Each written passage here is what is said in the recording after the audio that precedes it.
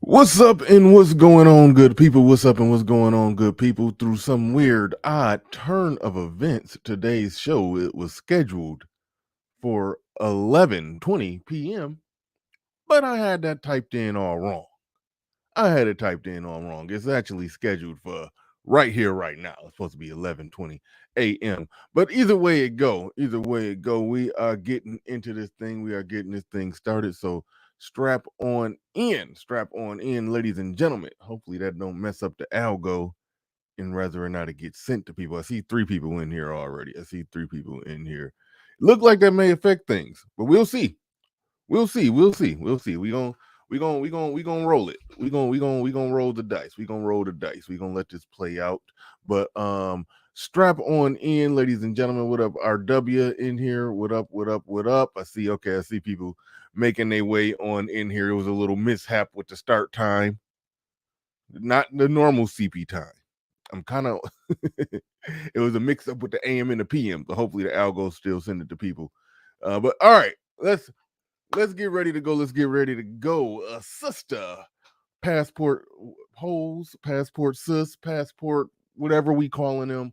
One of them locked up in Dubai for thinking that she could conduct herself the way that she conduct herself in America when she go overseas. I say, fortunately, we have a network of men in this space who gives brothers, for the most part, it be some people saying some wild stuff, but for the most part, people do give brothers some good advice on how they should conduct themselves when they go overseas. I don't think they have that kind of framework or network over there when it comes to the passport holes, as some people call them. I think they just over there wilding out, and we're seeing small evidences of that. Or is that even a word? Small evidence of that? Evidences? I don't know. But anyway, let's get ready to go. Let's strap on in. Let's get ready to go. Let's get.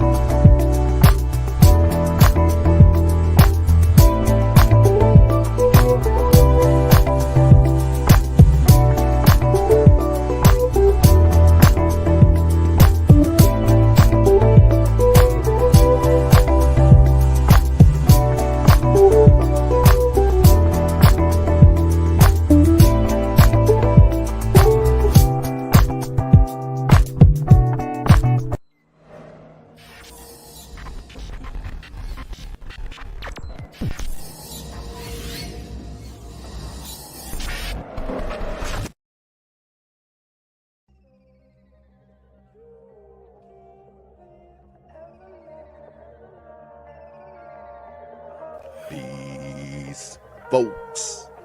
This is X from TPOT Media. Open your mind and wake your black ass up. You know what time it is. Hit that damn like button as you make your way in the door. Grab a seat, settle in, get ready. It's the Grown Man Hour with your host, my man, Bernard Riley.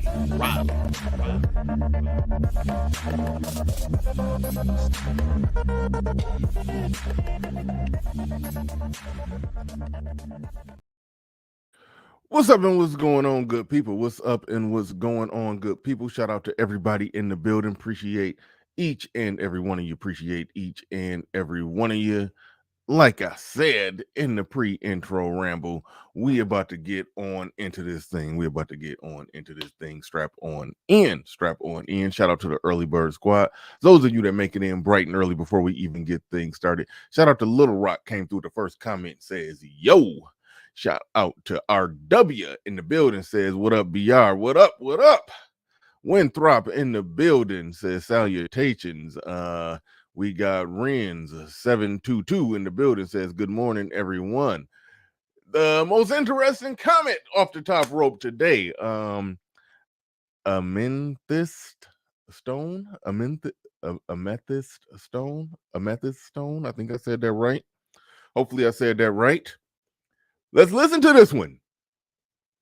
She says, I really feel bad for her. If black men have any kind of humanity in them, then they, along with the rest of the black community, that would be the women,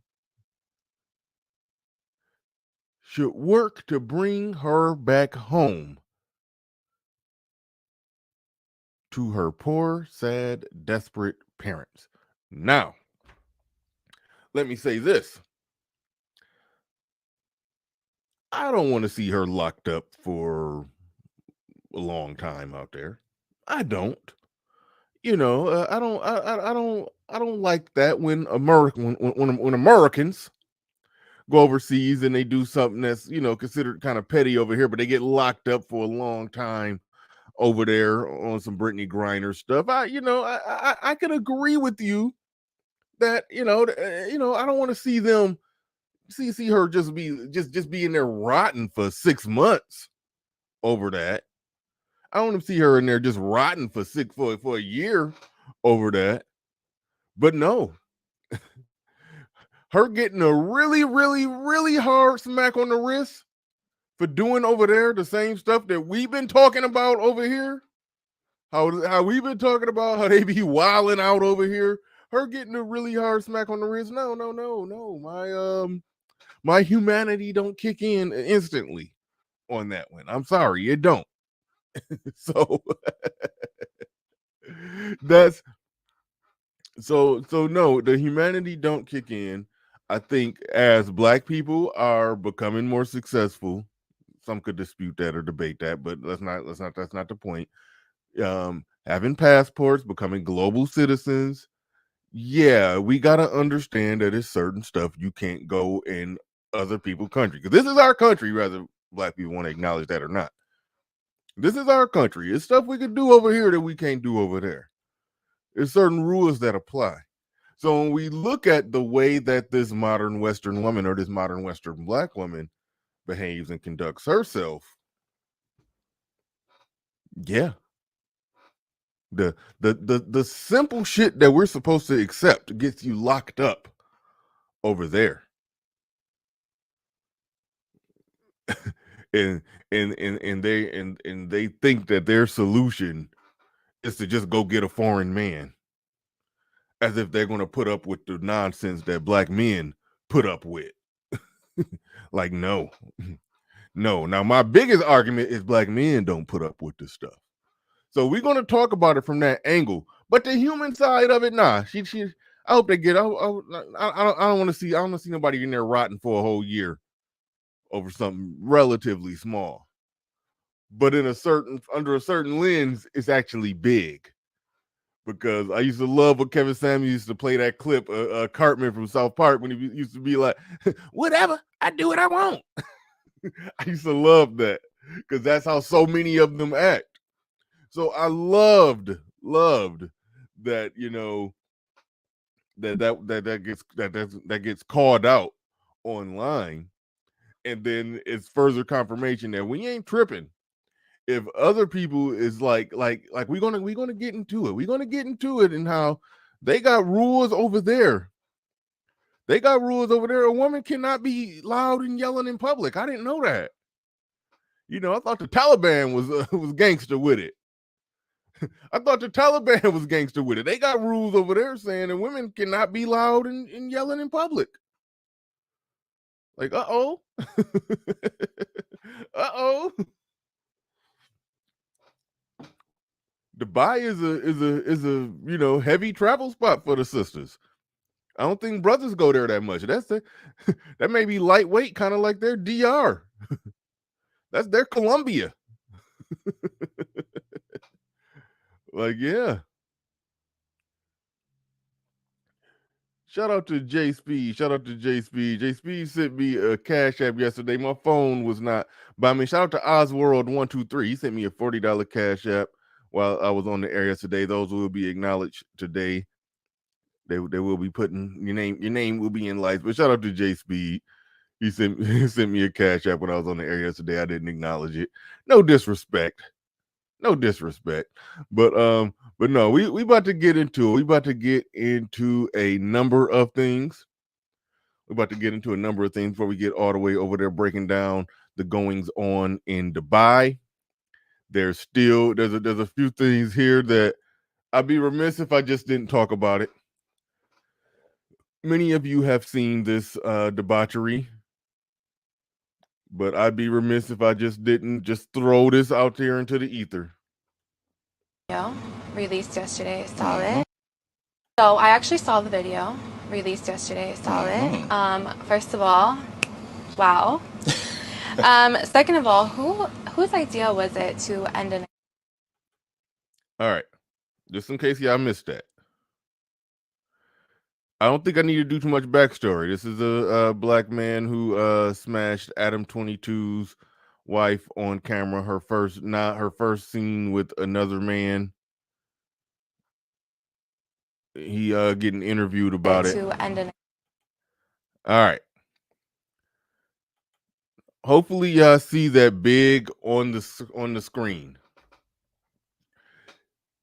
The chick asked him whose idea was it for the scene to end in a cream pie.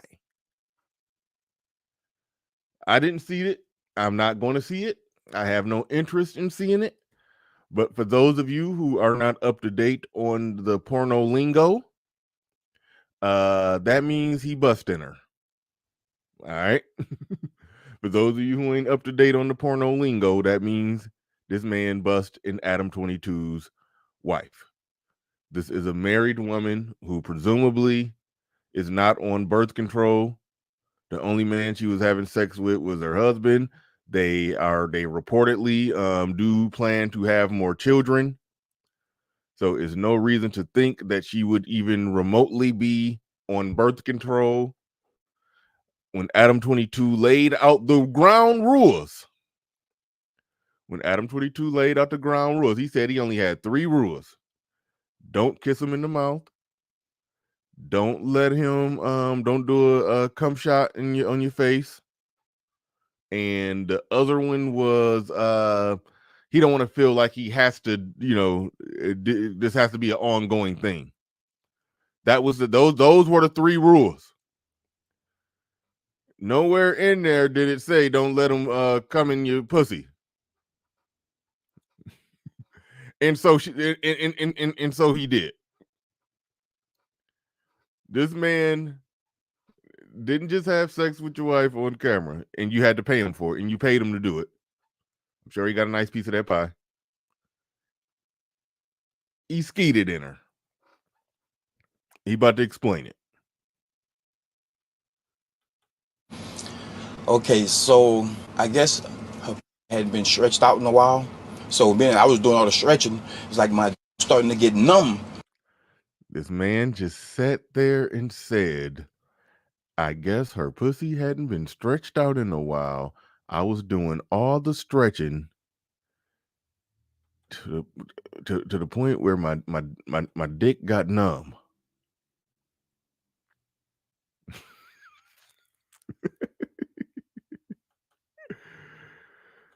We tripping though. We tripping. We tripping. Vince Lindsay, you calling it epic marketing? I don't know, man. I go back to how he was talking when he was so serious, and you could hear his voice was cracking when he was talking about his rules. And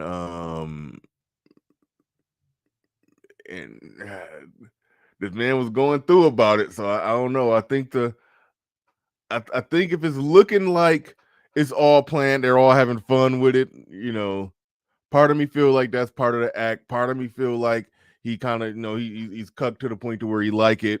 I feel a lot of different ways about this one. I really do. But at the end of the day, it's a bad look for you as a public figure, a dude sitting here talking about how he stretched your wife's pussy out to the point to where, you know, he got numb when he was in there because it had never been stretched out like that. Like, come on, man. And I was like, yo, we have to keep going. It was going so long that it was nothing I could do. It was like the numbness I didn't notice, and I'm like, yo, it's about, you know, and then hey, it happened. So the was not planned. Nope. But then she got freaky with it. She started eating it, you know, doing the nasty. She got into the moment. You know how it is once you get into the moment. Okay, so if the rule going in was that was a rule going in that she was not to take a cum shot to the face, but if he come in your vag and you reach down there, get it, and start eating it, I mean, and so I think it's safe to say that rule was violated. Again, I'm not going to watch this shit, but I didn't know there was going to be video podcast descriptions of it coming right from the horse's no pun intended, coming right from the horse's mouth. It's like, you know, it's all no hose bar. Let's go. Do you think that you her better than Adam did? Well, obviously, yes. Do you think you fucked her better than Adam did? You know, it's all no hose bar. Let's go. Do you think that you her better than Adam did? Well, obviously, yes. But I'm pretty sure he probably felt different with Adam for her because love is involved emotions. But as for the physical aspect of getting, obviously. Jesus Christ. Jesus Christ, man. That's the absolute worst. That's the absolute worst. You know, any man who's a public figure, who does content mostly for men, who has the respect of men, I don't know how you do this. I don't know how you do this. I don't know what kind of respect your wife gives you after you do this, after you allow this. I don't know how that shit work. I don't. This is it is ridiculous. Whoever in the chat room said it was a psyops. You are correct. You are correct. But yeah, no, this is wild. I'm gonna get into the main topic in a minute. It's just a few little things. That I want to get to. On a completely other note, I gotta completely switch gears to just climb out of this hole. I not a big fan of DC. Love Marvel, even though they've been struggling since Endgame with a few little splashes of a good movie or show here and there, but they've been struggling. But I rocks with Marvel. I don't rock with DC that much. But I went back and watched the damn Superman versus Batman. Went back and watched Superman versus Batman. And, you know, this was the one where Superman, you know, they was fighting the big bad. Superman, Batman, and Wonder Woman was fighting the big bad villain at the end. Y'all seen it. Superman died. Well, Superman died. I mean, if you know, he ain't died. But Superman died. It was reported in the news. Right there on Daily Planet. It was reported Superman dead. Night of terror, morning of loss, because it was a big bad brawl in Gotham between Batman, Wonder Woman, Superman versus the big bad villain whose name I forgot. Shout out to villain's name in the chat room. The name just slipped my mind somehow.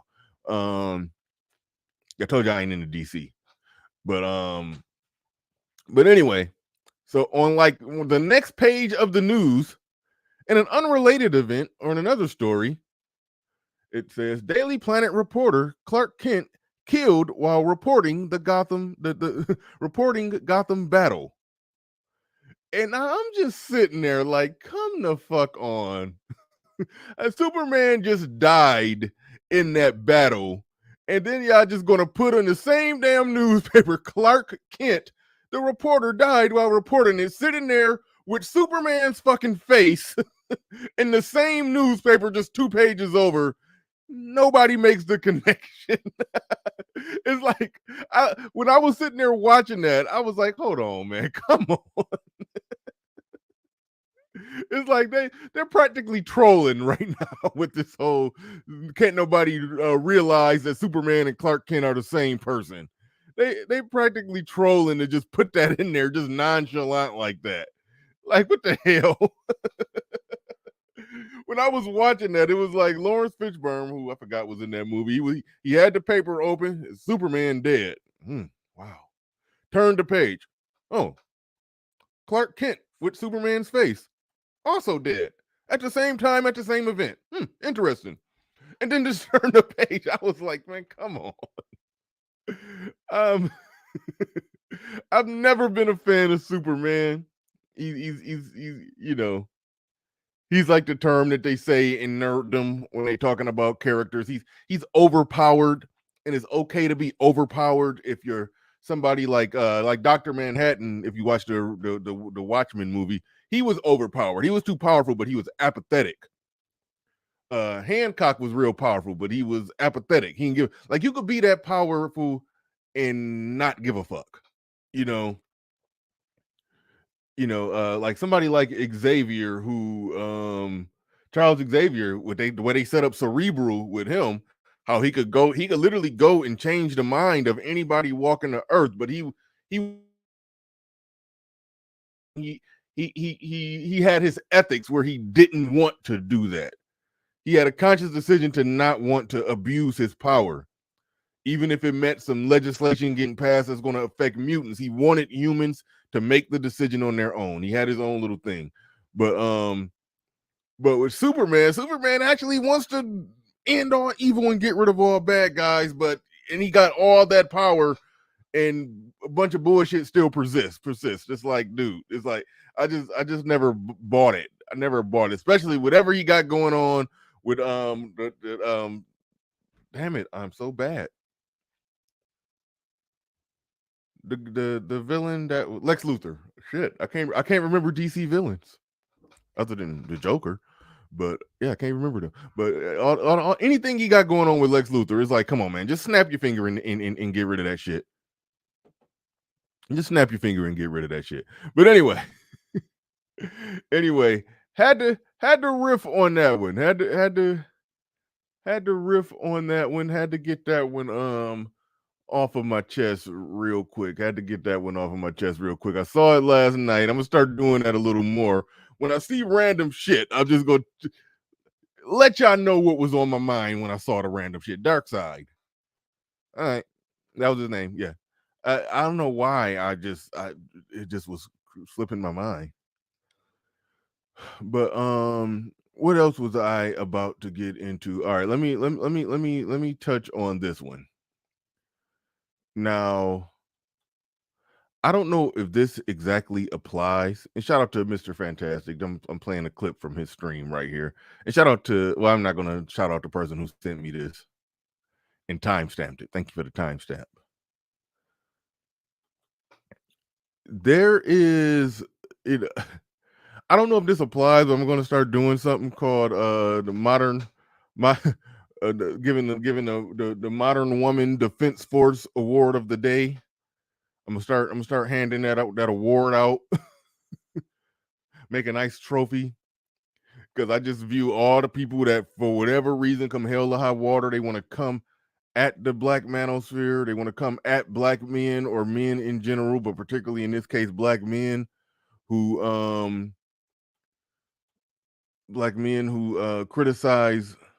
Hold on. Black men who speak up for men, and Black men who criticize women. There are the people who make it their life's work to just come at those men and cause division amongst those men, and it's just nonsense. We can break down a lot of their different motivations as to why. We could break down a lot of their different motivations as to why, but the end result is the same. They're attacking men who attack the women, which makes them simp enforcers. They criticizing men that criticize the women. I have a hard time saying that they're not doing it in defense of the woman. if their whole argument is essentially amounts to shut up talking about those women. But this conversation wasn't exactly about that. This was somebody trying to cause division. And the person that's in question is none other than Gabe A. None other than Gabe A. Somebody sent me this time-stamped clip. Somebody sent me this time-stamped clip from Mr. Fantastic. All right. Now let's go. This was after him and Marty was on my show going at it and going back and forth. And, you know, some people made a big deal. Some people was like, oh, Marty killed him or cooked him or this or that or blah, blah, blah. It was a lot of mic supremacy going on. My headsets are magical and they pick up everything. So I could hear both people just fine. I think some people couldn't hear Fantastic. They only could hear Marty. So, you know, it looked very one way. But either way, you know, Marty and Fantastic got into it, and Fantastic went on his channel to do like a post show about it. And here we go. Bit of fucking success, you know, on YouTube and obviously fucking life or whatever the fuck he got going on. But yeah, man. Yeah, he took some unnecessary low blows, and I'm just like, come on, man. Well, that's what I'm saying. It's like that's what I'm saying. But niggas don't know, bro. Like this ain't about Marty and Fantastic beef. I'm cool with both. Me and Fantastic, we came into space around the same time. You know, he started doing content before me, I believe, but we definitely started hopping on panels around the same time. Well, no, I was doing content in 2018, but it was, you know, didn't nobody know about it. But we came in about the same time. We in the same class. We in the same, you know.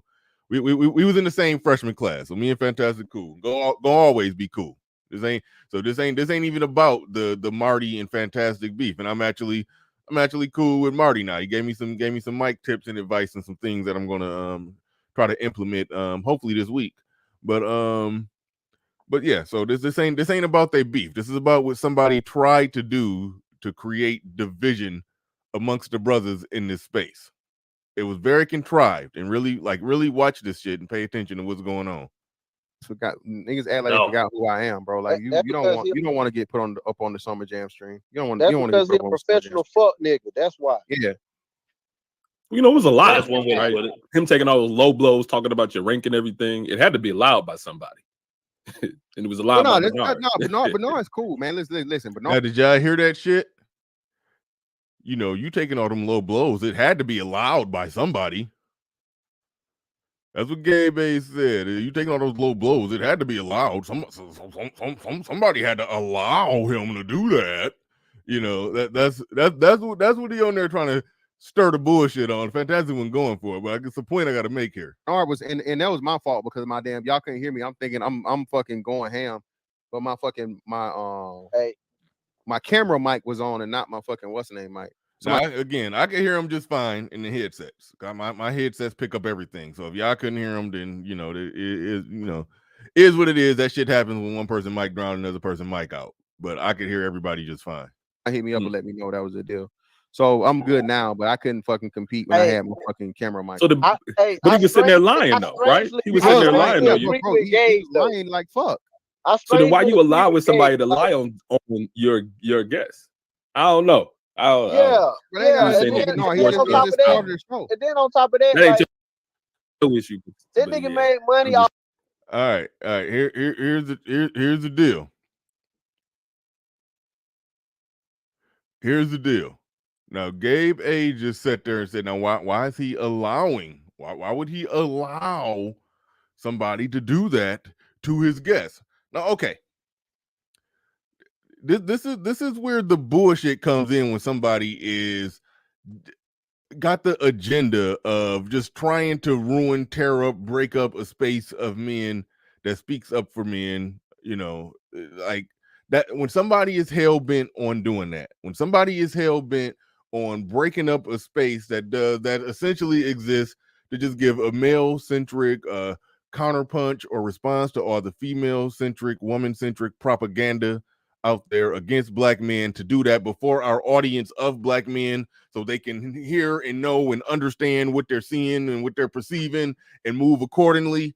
If somebody is hell-bent on breaking up that space to the point to where they're going to come up with disingenuous, contrived reasons try to cause some division in it. It's like you have to look at that person as like dude, you're working for the bitch. It's no other way. It's no other way around that. There's no chill, Marty. This ain't about you. This ain't about you. This ain't about you. I see you down there. I saw the emails you sent me to on that. I'm gonna get to that and try to get all that implemented this week. I was busy over the weekend, but so Gabe A, is up there. Is up there on some. Well, why would Bernard allow that? Now, let's play this out. When Gabe A was on my show one time, remember he said your show was an echo chamber or this or that or blah blah blah. He that's what he did. You don't allow people to disagree and have different views. Blah blah blah blah blah. So if Marty would have started going off on Fantastic and I would have just pulled the plug on it instantly, his response would have been, "I see you're an echo chamber and you're silencing black male voices." Because I let they beef just rock out and go back and forth on my show.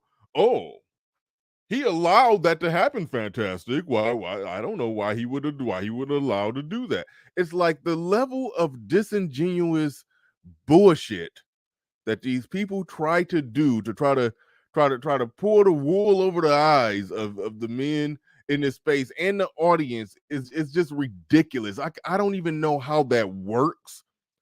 Like you wait, like they wake up in the morning, crack their knuckles and just say, all right, let me see how much bullshit within this space of men that speaks up for men can I implement? Can I throw out there? How much can I try to fuck their shit up? It's wild and crazy to do that. Because we talking about, grown ass married men with a family who's just on this much bullshit. It's really, capsulated by, that stream I did. Oh, fuck. Somebody. Oh, there it go. Remember that stream I did when I said it was a black man sitting on a branch? The branch is the black manosphere, and I got black men, but there's also black men sitting there cutting at that branch. I mean, I don't even know if this was the exact stream where they came up there and they was trying to kick dirt on Sub-Zero's school, Sub-Zero's IT academy, where he's teaching mostly black men how to get in the IT field, giving them the tools that they need, and they tried to just kick dirt on that. It's like, how are you that anti-black male? How are you that anti-black male? And but the thing is, that's what this space has become. Like, this space has become anti-black male. That's all to it. That's all to it. Like, he ain't the only one. Like, we look at him and we acknowledge that he's a simp, but there's a lot of dudes who don't got that simp label who still be on that same shit. And it's crazy.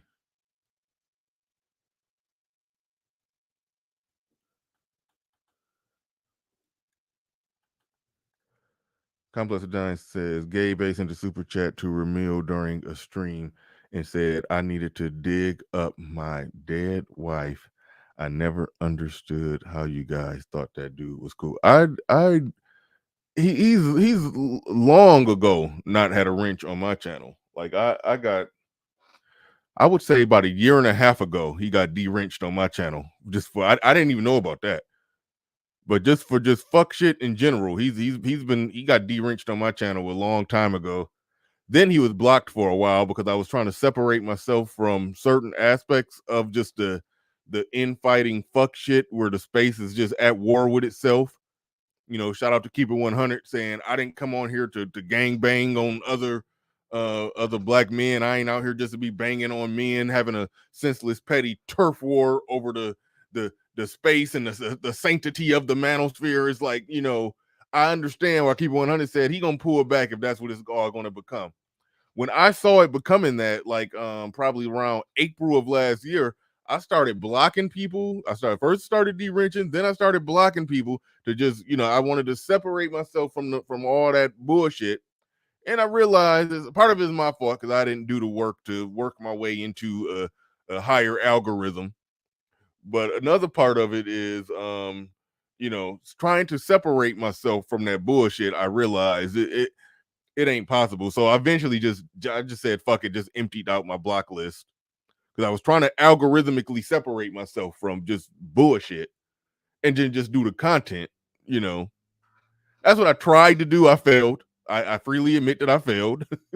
But it's like, so once I realized that, I was like, fuck it. I emptied out my block list. The fuckery is here. It ain't going nowhere. The fuckery is here. It ain't going nowhere. But so it just is what it is. So I just emptied out my block list. And if somebody got some bullshit to say, then just come on, put a link in the chat. We'll argue about it. Apparently that's what niggas want. But no, I just wanted to call out the bullshit. And there goes, I think Dusty Shackleford. That's an echo chamber.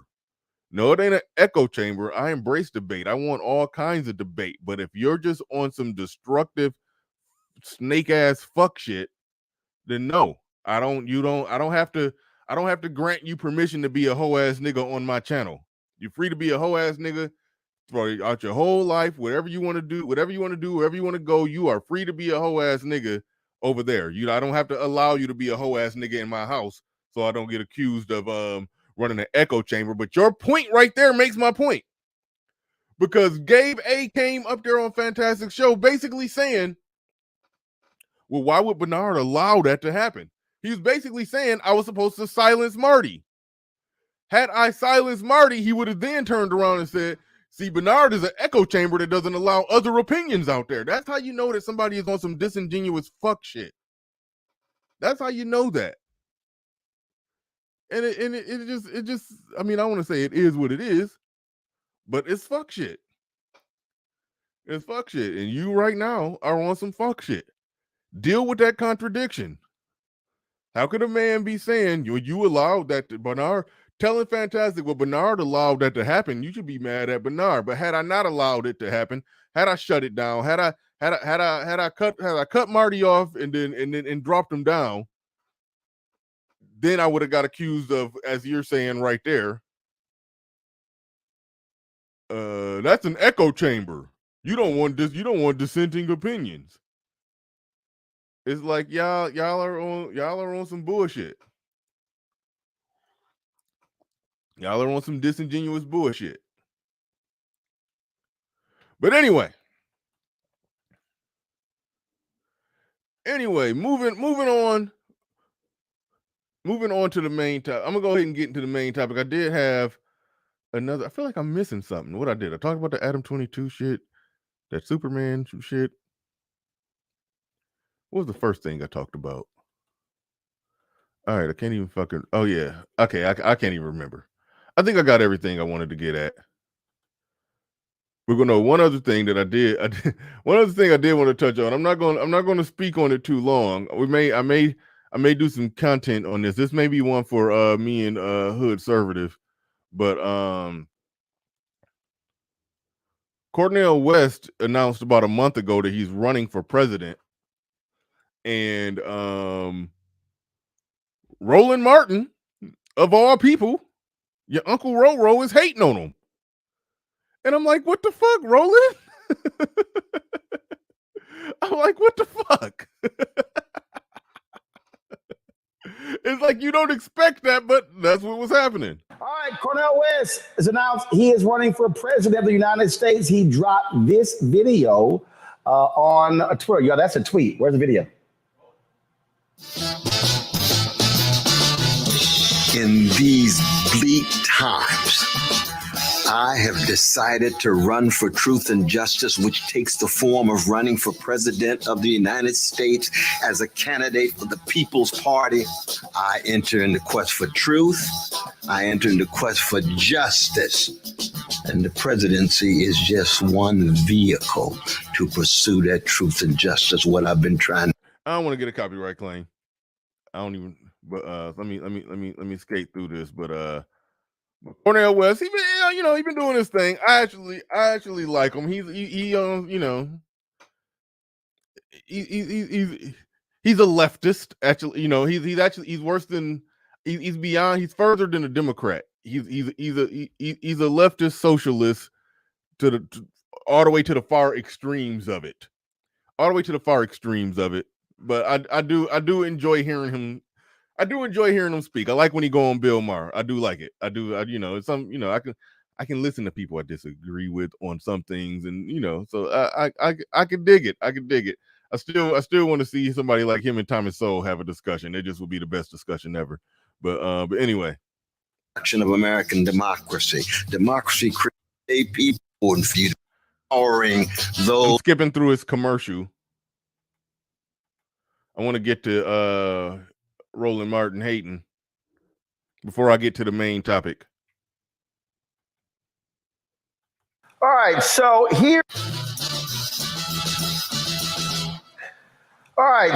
here's the issue, Avis, and so we think about third parties in this country. Look, you have two major parties, Republicans and Democrats. All right, the Libertarian Party, they have ballot access in 33 states.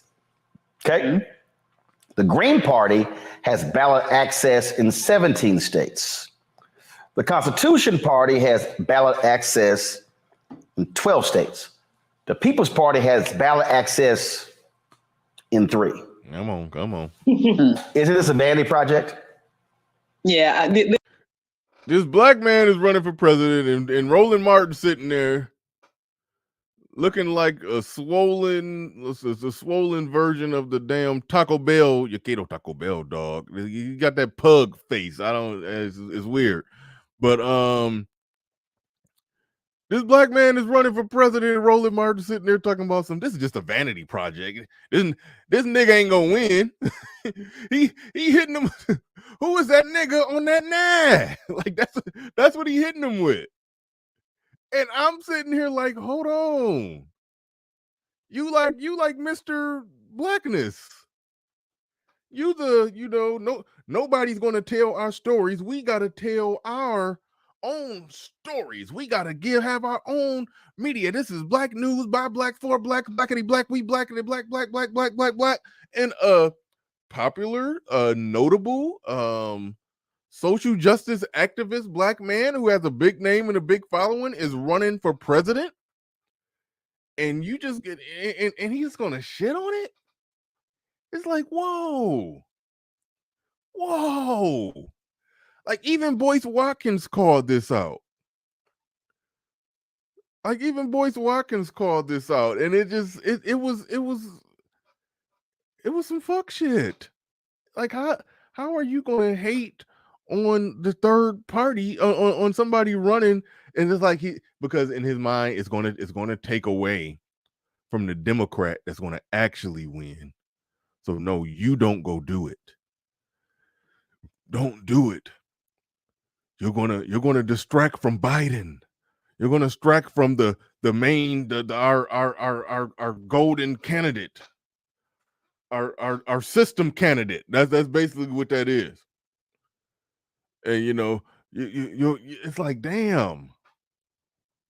And it's like, but they present the most like they're for black people, and like you can't be for black people if you don't at least find the idea tenable of black people having their own candidates, their own thing that they're pushing, even if it's connected to another party. It's so many odds and ends and angles in this. And again, we may touch on this on a Saturday show. I'm giving a small teaser trailer, but right now, the only thing I'm going to say is that Roland Martin basically spent his whole show just to essentially hate on just the idea, the prospects of Cornell West running for president, called it a vanity project, basically saying you doing this just for your own, just to gloat and be seen. As if, the Vivek dude that was on the Breakfast Club, he got about as much of a chance as winning as Cornell West. Is it just a vanity project for him, or is he putting himself out there? Is he getting out there into the mind and the thought process of the people, putting his views out there, gaining some momentum? It's like, even whether you're on the right or you're on the left, whether you're Democrat, whether you're Republican, the idea of somebody who's right leaning got a small chance at winning, but is against the establishment, that challenges the person that's in the party that you more align with to do more, to work harder, to do better, to deliver on more shit.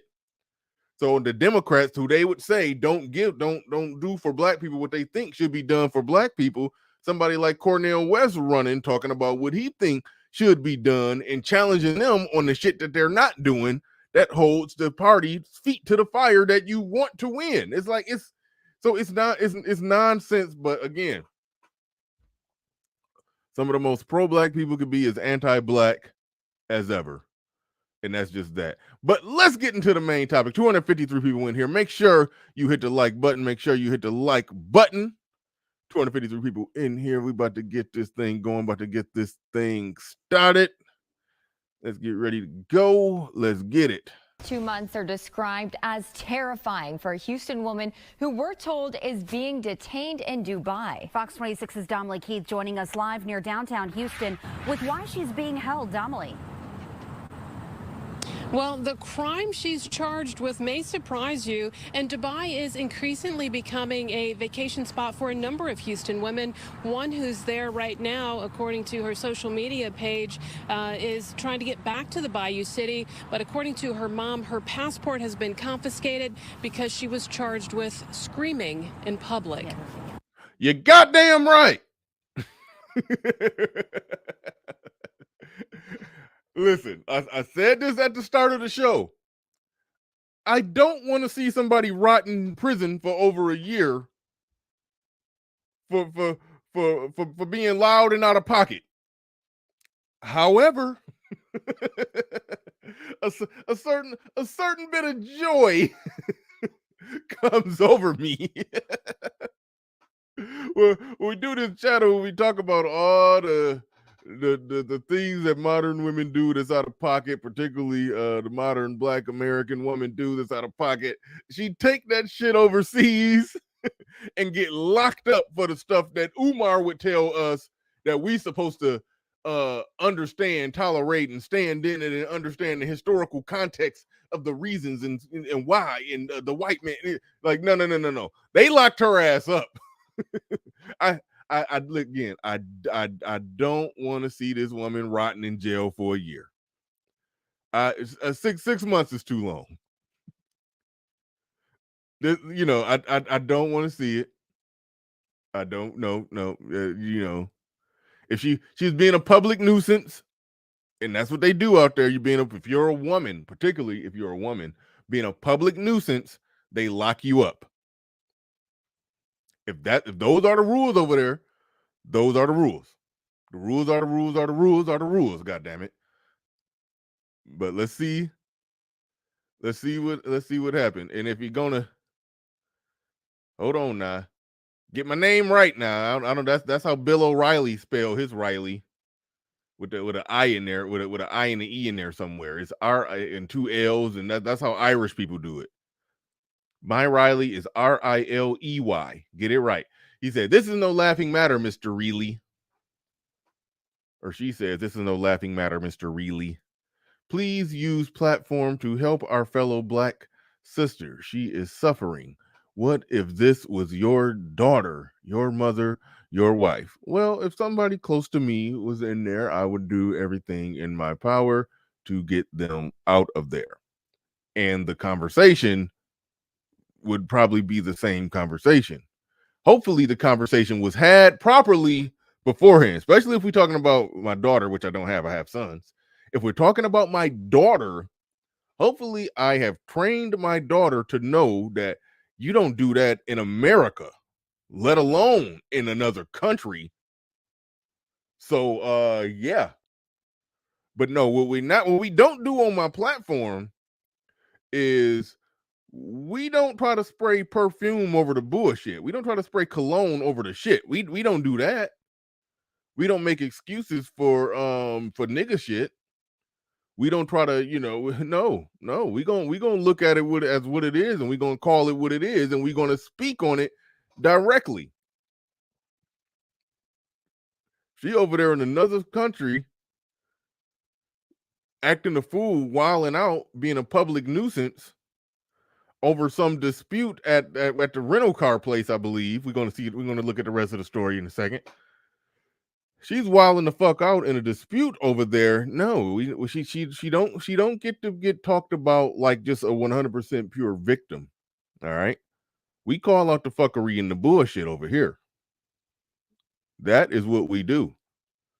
And if a black man was over there doing some of the same stereotypical nigga shit that y'all complain about them doing over here, if he was over there doing that shit, and then he got locked up being on some nigga shit, I don't think that you would have that tone.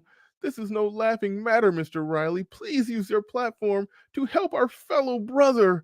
He is suffering. What if it was your son, your father, or your husband? Like, I don't think that would be the tone. I really don't think that would be the tone. I really don't. Y'all want us raising sword and shield. Y'all want us protecting y'all at all cost. But what you're not realizing, the country that locks her up, the country, as we about to show in this video, where they have rules saying a woman cannot be loud and yelling in public, those are the countries that actually truly protect women. And what I mean by that is women aren't working like that over, not like they doing over here. I'm sure there's probably some jobs that women do over there, but they ain't out career women like that over there. No, women got husbands. Women got that protection and provision that y'all say y'all want, allegedly. They got all that over there. The men are men, and when the men are men, they set rules and regulations and standards and criteria, and everybody must meet it and abide to it, including the women. And the women is going to be covered by the husband and going to operate under his leadership and everything. Everything that y'all say that y'all want in these debates, that's what it looks like.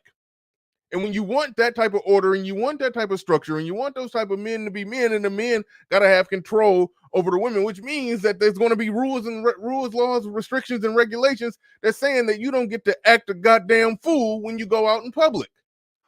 You don't get to go and be arguing. A man is working at the desk at the renter car place. You don't get to cuss him out over a dispute over something. I don't know. The fuck, she left her coffee cup in the goddamn car and couldn't get it back. I don't know what she was cussing this man out about, but either way it goes, she was going off on a man in that country, and they say no.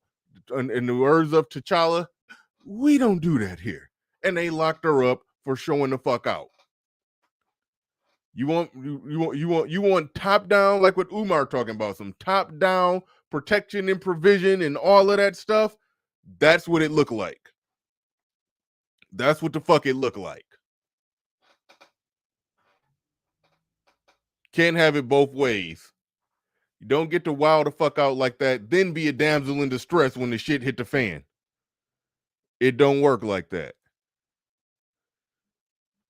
Shout out to SKC in the building with the very loud laugh. Shout out to Keisha Rowley.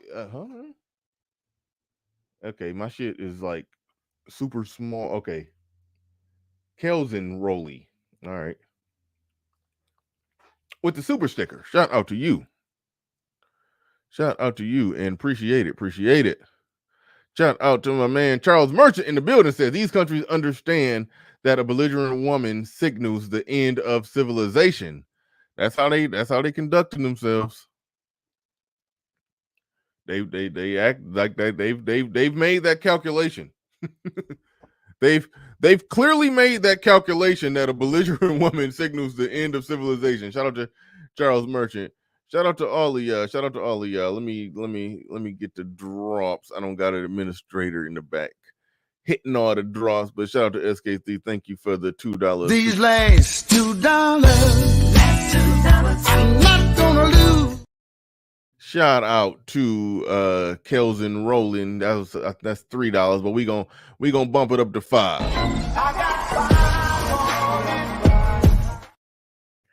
And my man Charles Merchant in the building, dropping the words of wisdom out there. What do we get for $10?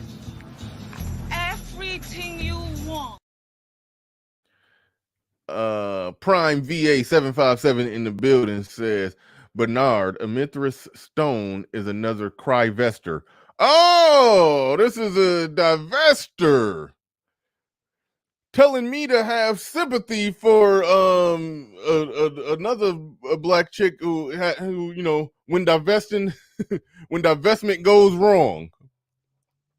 You see? So now y'all see how my suspicion was correct when I said if it was a black man over there engaging in some nigga shit that some niggas engage in over here, if he went over there in Dubai and do it, and those men in Dubai, you know, put the clamps, put the click clacks on them. They had them cuffed. They had them on the ground, like the cops over here, and arrested his ass. The same woman saying, "Please have sympathy and have a heart for for our fellow sisters over there." They'll go on their streams and be cheering and celebrating over shit like that. Like, that's the shit. I swear that's what everybody do. They try to play both sides from the middle. They try to call for a ceasefire while they still firing rounds. Prime VA in the building. Prime VA in the building says, Bernard, Amithris Stone, I don't even know if I said her name right, is another Cryvester. Her and her white man worshiping buddies need to get her out of jail. Not black man's problem. Fair enough. Fair enough. If she's one of those, yeah, that's what they need to do if they think that's a problem. Digga Dave in the building says, leave the nigga shit in the States. Fair enough. I mean, I wish the nigga shit would at least get to a minimum in the States. Could the nigga shit just get a Band-Aid on it in the States? Can we, like, you know, give it some Benadryl or some Robitussin? Like, can we just temper it just a little bit? Can we just bring it to just a slow minimum? Like damn. But Sir Ty's in the building with the $5 super chat. Well, shout out to Deacon Dave. Shout out to you. Appreciate you putting $2. These last $2, I'm not gonna lose. Shout out to Sir Tice. Says, some black people are funny, don't want to adhere to the rules of another country, but know how to adhere to hood rules, i.e., which colors to wear or not, and no snitching and all of that shit. Yeah. Yeah, you know, there's certain rules that get adhered to and some that suspiciously don't.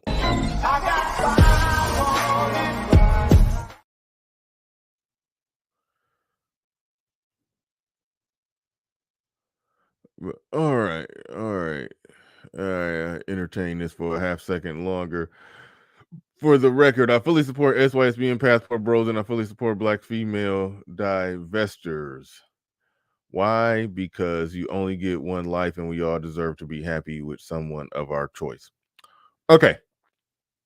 That statement would almost be respectable, but see, the thing is, the person, as I understand it, who truly started the divestment community, not the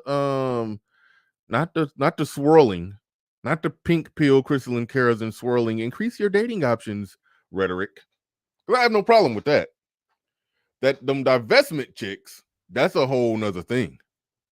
That's a whole nother hate-filled thing where I think the leader and the person who started that shit got an avatar that YouTube have not taken down yet, where it's a black man. A black man hanging from a tree and a black woman on that same tree from another branch swinging on like a little tire swing, just living her best life, and a black man on another branch hanging from a tree.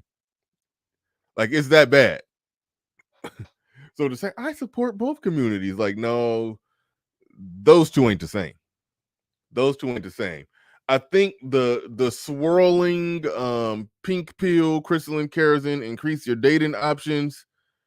and SYSBM and Passport Bros. I think it's a lot of common ground between those two, but that divestment shit that's basically merged with that Cynthia G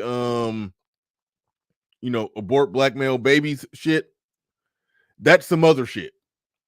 Like, those two can't be merged. I think a distinction has to be drawn right there.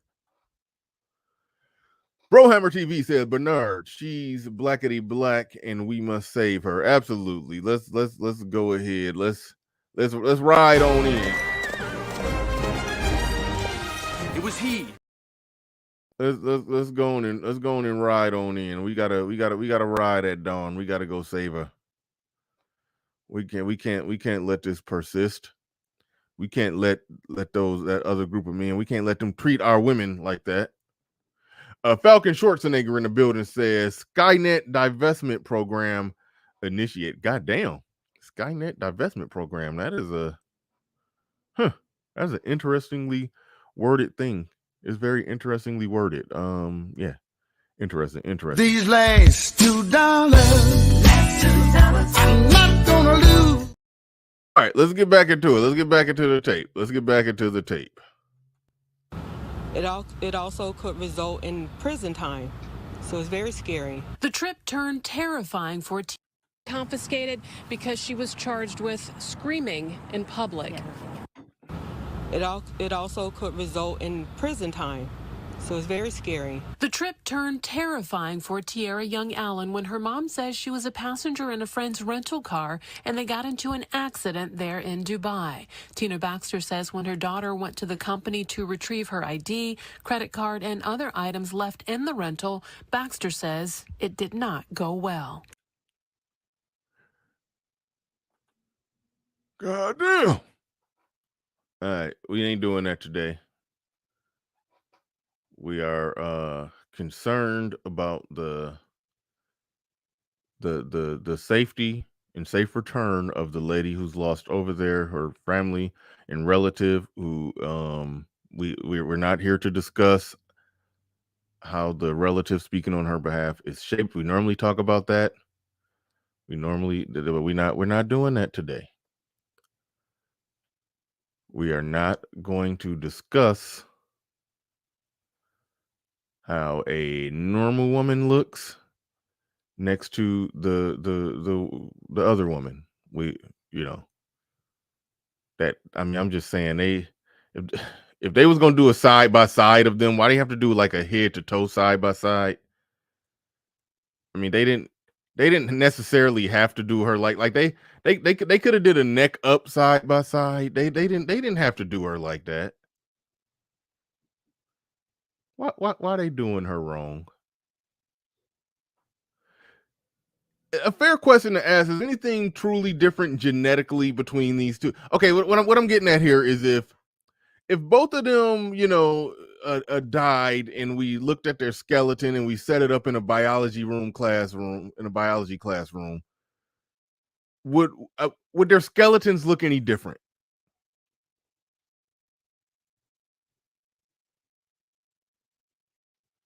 Would their skeletons look any different? That's all I'm saying. That's all I'm getting at. All right, let's go. They didn't have to do that. They didn't have to distract us with this shot right here. They didn't. They didn't have to distract us with this shot. They didn't.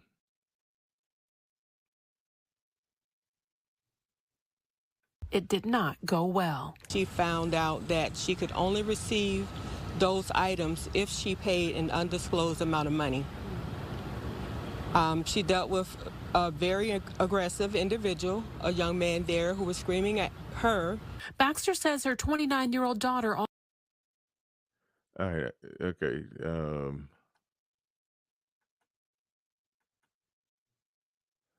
Is that guy behind her? Says her 29-year-old. Is that the guy that was paying money to shit on her? Okay. All right. We gotta chill. All right. I'm going too far.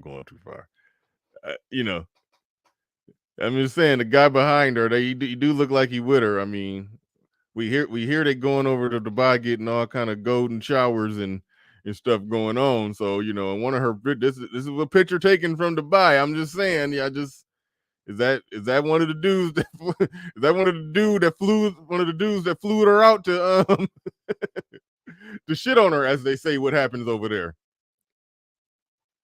These men who, you know, provide all that protection and provision for their women, but they into some kinky shit. They like to piss and shit on women. They're not gonna do that to their women. They're gonna fly your black ass out to do that. all right. Let's keep it moving. Let's keep it moving. do the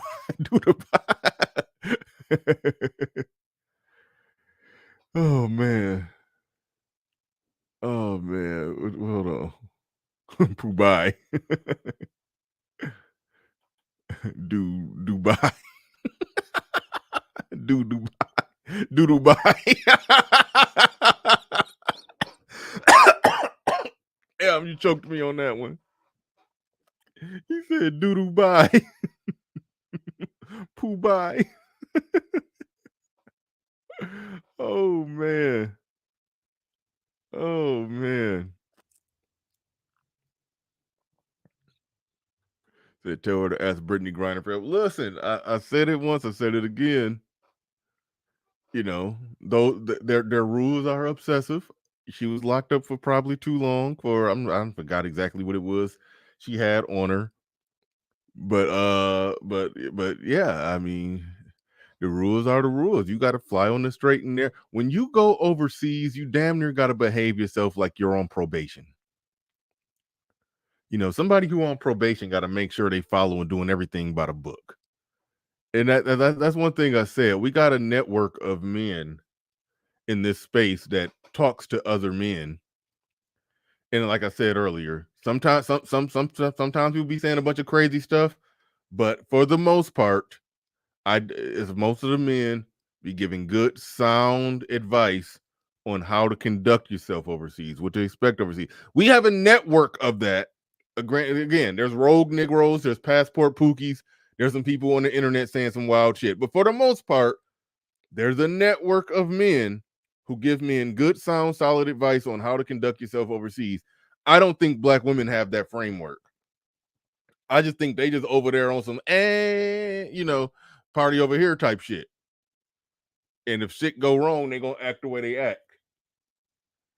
You know, when Oster Hollerman, you know, got in that trouble in, I forgot where in Brazil, but I didn't think he did nothing really all that wrong, you know, but it was, you know, either way it go, brothers had a lot to say about it. Brothers had a lot to say about it. The network of men who are doing all this traveling are, I believe, doing a good job putting black men on game of what they need to do and need to not do. You know, how they need to conduct themselves, what to expect, what are the rules, where to go, where not to go. You know, but they think they can get in a shouting match with somebody over a dispute, and you know, and maybe the dude at the rent-a-car place, I don't know if it's cut like that in Dubai. I know it's like that in some African countries where they say flat out, you know, if you get pulled over by the police, out there. The police, they don't write tickets. They ask you if you got some money. Oh, you don't got nothing? Okay, we take you in for a little bit. You know, we'll fuck up your vacation. So you gotta have a little something to tip them off with. I don't know if it's like that in Dubai, if that's the reason why she couldn't get her shit back. But they said it was some stuff that she allegedly couldn't get back, and they said it was a fee to get it back. And she tried to fight with them on that. Like, that's, you know, it's fucked up, but their country is they got their rules. You're over in their country. It is what it is. No constitution protecting you over there. Like for real. Like, you legit got nothing over there. Nothing. Her daughter ultimately yelled back at the rental car agent, she says, resulting in her being charged for screaming there in Dubai.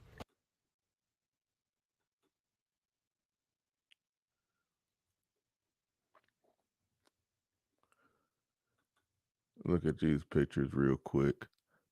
I think she's a social media influencer. Well, no, I don't know that for sure. But well, I think they're gonna say that on the show. It says out here in Dubai. I guess if you go to Dubai, that's a worthy place where you could say, yeah, out here in Dubai. Some dudes just go to a regular ass restaurant, you know, out here in the real world doing shit. It's like some people be flexing on normal shit. Charged for screaming there in Dubai. And so she is in jail for one reason and one reason alone. She raised her voice. In that country, a female is not even allowed to raise her voice. If she raises her voice, it's punishable by jail time. Let the church say amen. No, just playing. A woman raises her voice in public. It is punishable by jail time. Push one in the chat if seriously in your heart of hearts, that's the country you want to live in. A woman raises her voice in public, punishable by jail time. Push one in the chat if you want that in America.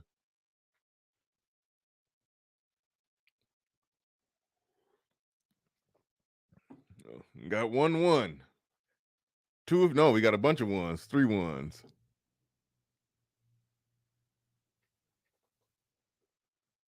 Okay, none but ones. Give me some 2s if you don't want that.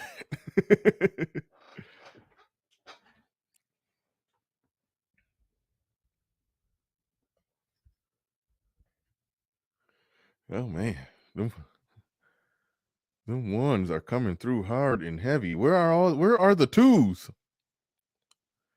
Where are the 2s? I don't see any 2s out here. This is America, land of the free, home of the brave. We gotta have some 2s that want to see female freedom of expression. There we go. We got. I knew I was gonna get a 2 up out of here. I knew it had to be a 2 somewhere. I knew a 2 was going to be in the building. Yeah. All right. We got it. We got it. BR2s went on vacation. Laro is saying, where's the love for Keisha? Well, it's funny that the stereotype that some people have successfully branded the Manosphere with is that we just in love with Keisha. They just love Keisha. But we do content like this every day to get us accused of hating Keisha and hating black women and being misogynist. But if y'all rhetoric that y'all try to put on us was true, then you would see nothing but 2s. If the rhetoric that y'all put on us was true, then you would see us doing shows running to her defense. How does the group of men who take the hardest line against black female bullshit get accused of being obsessed and in love with the modern black woman? I will never understand that one. I will never understand that one. It sort of shows and exposes that y'all whole anti-black male or anti-black manosphere, I just like to say anti-black male movement, is a bunch of bullshit. And it's flying in your face to the point to where you got to say, where's the love for Keisha? I'll tell you where it's at. It's over on it's over on Ace Metaphor, Derek Jackson, Umar's channel. That's where it's real. That's the real Sympasphere. It's over on Boyce Watkins shit. That's the real Sympasphere. Go over there. Go over there and charge them up. Over here, men speak up for men and hold the line for our views, our ideas, our perspectives, and not to be psyops by the female-centric bullshit that they try to inception us with. That's what we do. That's what we hold the line for over here. Bernard Dean in the building with the $5 super chat. He says, Bernard, how have you been? Good. He says, I see the Queen is in trouble in another country, but I thought these queens are strong and independent. I Guess not. Thank you for the super chat. Do appreciate that.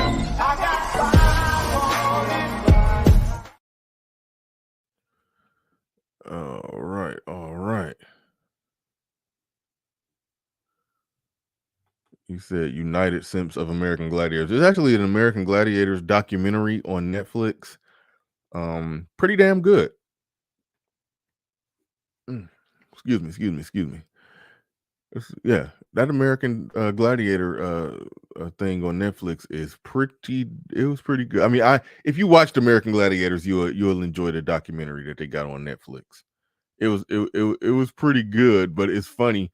Just like the And One mixtape documentary that they put on there, and just like the American Gladiator documentary that they put on there, they were not paying or properly paying the gladiators, just like they weren't paying or properly paying the basketball players. We always look at it as white versus black, but the majority of the American gladiators who was out there basically killing themselves, the same type of injuries that wrestlers be having, even though wrestling is fake and scripted, as Hulk Hogan said, you can't fake gravity. You can't fake gravity. So they are falling hard to the ground, suffering real injuries. And the same with these gladiators, they basically putting themselves on the line, killing themselves every day, and was getting paid pennies. And when they tried to, get a better contract, he was like, people come to watch American Gladiators, the logo, the brand, not the gladiators themselves. I can replace y'all, and he did. They just replaced them, moved them out of there, bid them in, get them in. I'll find somebody else I could pay pennies to kill themselves. This was, it's so like business is cutthroat, and it'd be white people doing it to white people, but we just so caught up talking about what they doing to what them doing to us and how they do us wrong, but that's how business goes. In the words of Kanye West, there's leaders and there's followers, but I'd rather be a dick than a swallower. It's about figure out how to be the dick and be at the top of it. But when black people get at the top of that, when they own more shit and run more shit and hire more people and hiring their own people, black people going to find out that the black person at the top of that thing is just as much of a dick making you swallow than the white man. Because rich niggas want to make big profits too. Capitalism. That's how it works. Fortunately and unfortunately. But, is what it is.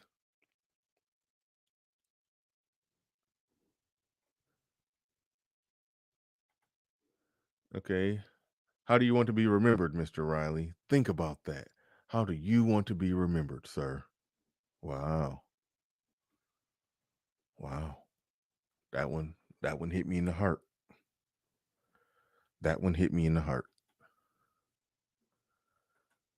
Let's get back into it. It's been very emotional. There are some days I stay up all night crying. They have a strict law system that is really based on theocracy. This website warns, quote, laws and customs are very different. How dare they make the law based on their beliefs? But no, I understand that. I love that this country is, the First Amendment, the Constitution says, right there. First thing it says is, I'm about to botch it. Y'all can look it up and get the exact quote just right. But this country cannot recognize one religion over another. It grants freedom of religion and freedom from religion. You're free to believe whatever you want to believe, or not believe. And the country can't get involved in deciding. Like I like that kind of freedom. So I don't like the idea of a theocracy, even though I understand that when it comes to religion, some aspects of it was established. It was established to try to bring order in civilization. It was established and pushed to try to bring some order in civilization. And countries who still stand on those principles hard and firm, you can't be sitting here in America in the cheap seats saying, how dare them, set up their government based off, the dictates of their spiritual beliefs. I think a moral country can be constructed on that. I think it can. But even though I do stand by, a country that has freedom of religion. That's a whole nother debate. Different, so be aware of your actions to ensure they don't offend while in United Arab Emirates. Now, after Baxter says her daughter was charged with different, so be aware of your actions. That is really based on theocracy. This website warns, quote, laws and customs are very different, so be aware of your actions to ensure they don't offend while in United Arab Emirates. Now, after Baxter says her daughter was charged with screaming in Dubai, her passport has been taken, and the American social media influencer who works as a truck driver can't leave the UAE, according to her mom. And her mom says she's been placed under a travel ban pending the outcome of the investigation. No, I didn't dig too much deep into her social media influencer, how legit that is. I saw that she's a truck driver. I didn't dig too deep into who she was. It is kind of interesting. There's a lot of chicks getting their CDLs. You would think I've seen people try to make a big deal about it, like as if it's more black women with CDLs than black men. It's not. It's not even close. But when a black woman has a CDL, let alone if she has a trucking fleet, she has a whole Instagram channel based around it. Big CEO trucking, boss bitch trucking, at CEO boss bitch trucker, because she owned like 10 trucks. Good for her. She doing her thing. But you could Google a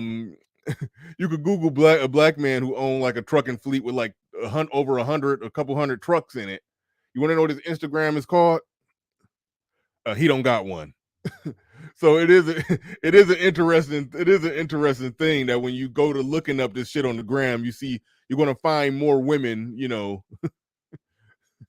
doing, they advertising and boasting that they're driving a truck because it's a big deal when they do, regular shit that men do. But either way, he said Pound Town Trucking. Wow. That's a good one. I just found out what Pound Town was. I don't keep up with that shit. I just found out about that song. Mom says she's been placed under a travel ban pending the outcome of the investigation. It's very frightening. The longer she's been there, the more reality has started to kick in. In our opinion, she did not commit a crime. Don't punish women for doing the same thing a man can do in Dubai. Your opinion does not matter. He said, don't punish women for doing the same thing that a man can do in Dubai. Again, I will state this again. I'm going to put the link in the chat real soon. Women over there, or I should say women over here, it's a certain thing that they say that they want in terms of men. There's a certain thing that they say that they want in terms of men. Men are to be the leaders. Men are to do this. Men are to do that. That's what they say that they want. What they fail to realize is that's how it looks. That's how it looks. You want men to be full leadership and control, and to what comes with that is men having say on the actions and behaviors of women. You can't have men be full leaders and in control and run everything and do everything and take care of women, but the women can still act a goddamn fool and do whatever they want to do, however they want to do it, when they want to do it, with who they want to do it with. Then what are the men protecting and building and creating and maintaining? What are they doing it for? For chicks like Adam 22's wife? Like, no. It's like they don't realize that that's how it works. So, say you want freedom and egalitarianism and all of that, and run with it. And run with it. But don't on the back end, when you don't like your position in this market, say blame it on men and say, oh, the man's supposed to be the leader. They're supposed to do this, they're supposed to do that. This guy is sitting there, saying you are not allowed to penalize a woman for something that it wouldn't be a crime if a man did it. The more reality has started to kick in. In our opinion, she did not commit a crime. Don't punish women for doing the same thing a man can do in Dubai. It's not fair and it's not right. Now, the 29-year-old does now have an attorney there in Dubai, and her mom says she's told that she could face jail time because there is surveillance video of her screaming. Now, we have reached out to the U.S. and the UAE embassies. Will government officials step in and give her assistance? I'm still awaiting responses. Reporting live near downtown Houston, I'm Damalie Keith, Fox. All right. All right. Shout out to who else came through? That was Randall with a $2. These last $2. I'm not gonna lose. And Xander with a Z says rule number 1 in Dubai: if you're a female, don't get out of pocket. They tell you this 20 times before you get there. Who is they? And I'm shocked but not shocked by that. I'm shocked but not shocked by that. If they already, got some kind of system or mechanism in place where they letting people know up front, like, no, you don't do this here. That's not how we do things. So make sure you don't bring none of that black American sass and none of that shit into this country. If they reading women the riot act telling them that says something. Like, that really truly says a lot if they're doing that. I wouldn't necessarily thought that would be the case, but wow. But shout out to you. Appreciate you putting 5.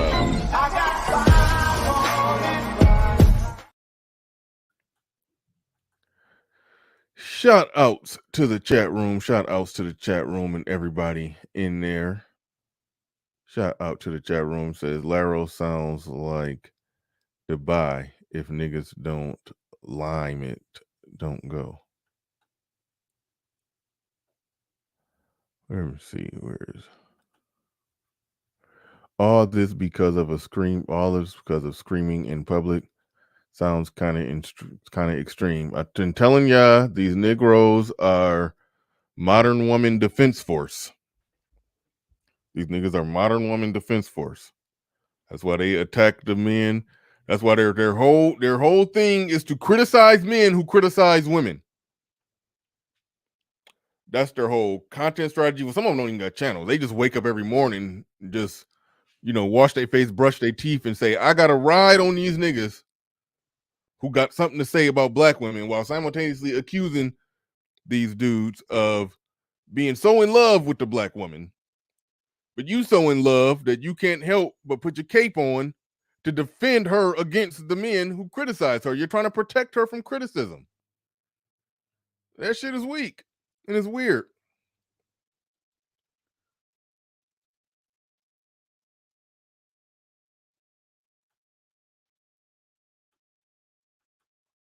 But all right. We are joined by, let me get that right. We are joined by SKC and Hood-Servative. Welcome aboard, gentlemen. What's going on? Mine is real short because I'm on vacation. I'll let Hood do his thing, but mine is really easy. Just don't support criminals. She went to another country. She broke the laws there. Thus, she is a criminal. It's really that easy, Black America. But for some reason, I understand why Black America has to do this, because the community loves its criminals. It loves its degenerates. Yeah, I don't know if that part applies. That, well, I mean, yeah, I guess it do. I didn't look at it from that angle.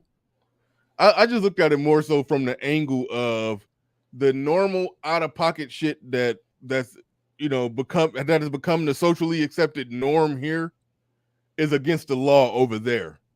But yeah, it's like the whole thing of like, I'm pretty sure in your house you have certain house rules that people certain things are not allowed inside of your house.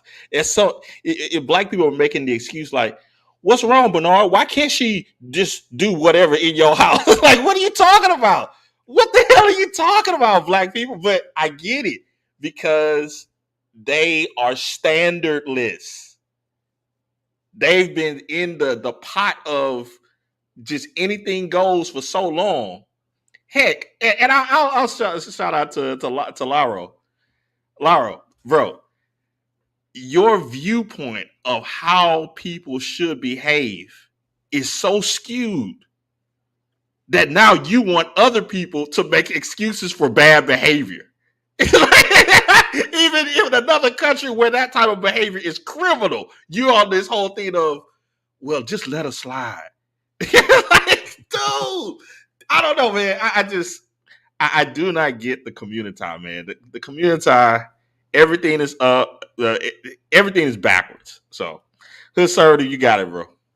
All right. Thanks, SKC. And hold on, before we go to Hood Conservative, Georgia, Georgia the whole way through. All right. Oh man, before we go, because SKC, thank you for the Cash App for my birthday. Oh man, anytime, bro. Anytime, man. Thank you. It's all good. We just having conversation, man. But I got a question for you, OG, real quick before I go. Yes, sir. Is the lady a criminal or not? She's a criminal. Y'all understand I am a Muslim, so I don't have too much pushback on this. Really. Wait, hold on. We gonna go to Hood Conservative before we get all the way into. I mean, well, you can go ahead and answer SKC question, but we are gonna go. As far as that country, she is a criminal. Because that is a country that has Islamic law, and when you go to countries like that, you got to understand that they're a little different. They're consistent with their laws. And I mean, she got to suffer the consequence, and we probably don't understand that over here because our laws are so vague, and they're not enforced the same way they're enforced in countries like that. These laws are straight across the book, and they're already enforced. It's on the little customs detail when you cross over. So I mean, it's I don't have a problem. Wait, I don't have a. That's what I'm saying. Yeah. I'm just saying in general. Yeah. I'm just saying in general. It's weird how you'll have black people here in the States that will try to go to bat for that type of activity when you go over to customs, you get acclimated to the things that you can and can't do in this country and so forth. And she knew. She fully knew. The only pushback I have on this is not even a black and white issue. And that's what I don't like about this conversation. That we make it seem like the behavior of black women. The behavior of black women is any different than behavior of white women when they go into other countries, or their behavior just in general. I did a video with Bernard. Wait, hold on, OG. We got. Let's go to Hood Conservative first. You can put a pin in that. That is an interesting conversation. We'll get into that. But go ahead, Hood Conservative. Link in the chat. Anybody else want to come up too? But go ahead, Hood Conservative. Hey, what's going on, OG? I think, and shout out to SKC too. I think this conversation is proof of something that I was just talking to the ladies on the breakdown yesterday. You know, the breakdown of women's perspective, Sister George and Concrete. So I'm over there with them, and they're criticizing the Manosphere basically. And one of the points I didn't get to make is very tied into what's going on with this young lady in Dubai. Basically, black men are notoriously soft on their women as compared to any other group of men. And this is just an example of that. You have an entire country where it's illegal for women to disrespect men. While in America, it's essentially the opposite. It's damn near illegal for men to disrespect women. And in Black America, it's kind of like culturally illegal. Like you just might get into a fight if a girl is acting crazy and you call her a bitch. Some dude might not even be connected to her, might not even be involved at all, but he might take offense on her behalf. And we've all seen those ABC News specials where, like, I think it was like John Stossel, and it'd be some guy yelling at his girlfriend, and people will intervene immediately. But if a girl is yelling or even hitting her husband in public, people just sort of giggle and laugh. And this is all just more evidence that we are so soft in America on women that women get outside of America and they don't even understand their place in the food chain anymore. They have no clue what their proper order in the food chain is, because in America, and especially goes double in Black America, we are so soft on the women that they really can't function outside of Black America. This is one of the reasons why Black women have hard times outside of the community, and why girls like Crystal and Karazin will tell her flock, if you want to get a white man, you have to openly just definitively drop all that Black girl BS. This is just how it is. And I think they kind of understand it intuitively. That's why Karazin can say something like that. And one other thing, you know, it's ironic. There's a video going viral right now on Twitter. Some Arab guy, I don't know his name, I'd never heard of him before, but some young rich Arab dude is basically sitting down saying why Black women are undesired. And I think he's from the UK, so, you know, there's that whole other angle on it. But basically, Arab men know what's up. They're not going to tolerate the bullshit, so why do we? Well said. I think across the I think across the board it's a little more serious than that. They just don't tolerate a lot of shit that a lot of us do in the Western society. I think their laws are built totally on the understanding of their religious background, and so I think that just Western society, the way we think, even outside the color spectrum, I think that people in the West get away with a lot of things that you would never even consider trying to get away with in a Muslim country. And that's everything, top and bottom. And I mean, I understand we're talking about this issue because this is a Black woman, but I think this conversation is a lot more deeper than that, because it's just not even just the way we carry ourselves in a Western society, regardless of what your color is. And you go to these countries and you think you can get away with what you want to get away from both that, and then you end up, you know, locked up, and you could be hung. See, that's what a lot of people don't understand, that they still where they hang people at. So we don't understand how deep this stuff can go. And there's a reason why they don't like women in Islamic law, why they don't like women going outside and doing that kind of stuff, because in conflict, when two men have conflict, they can fight and it's on equal plane.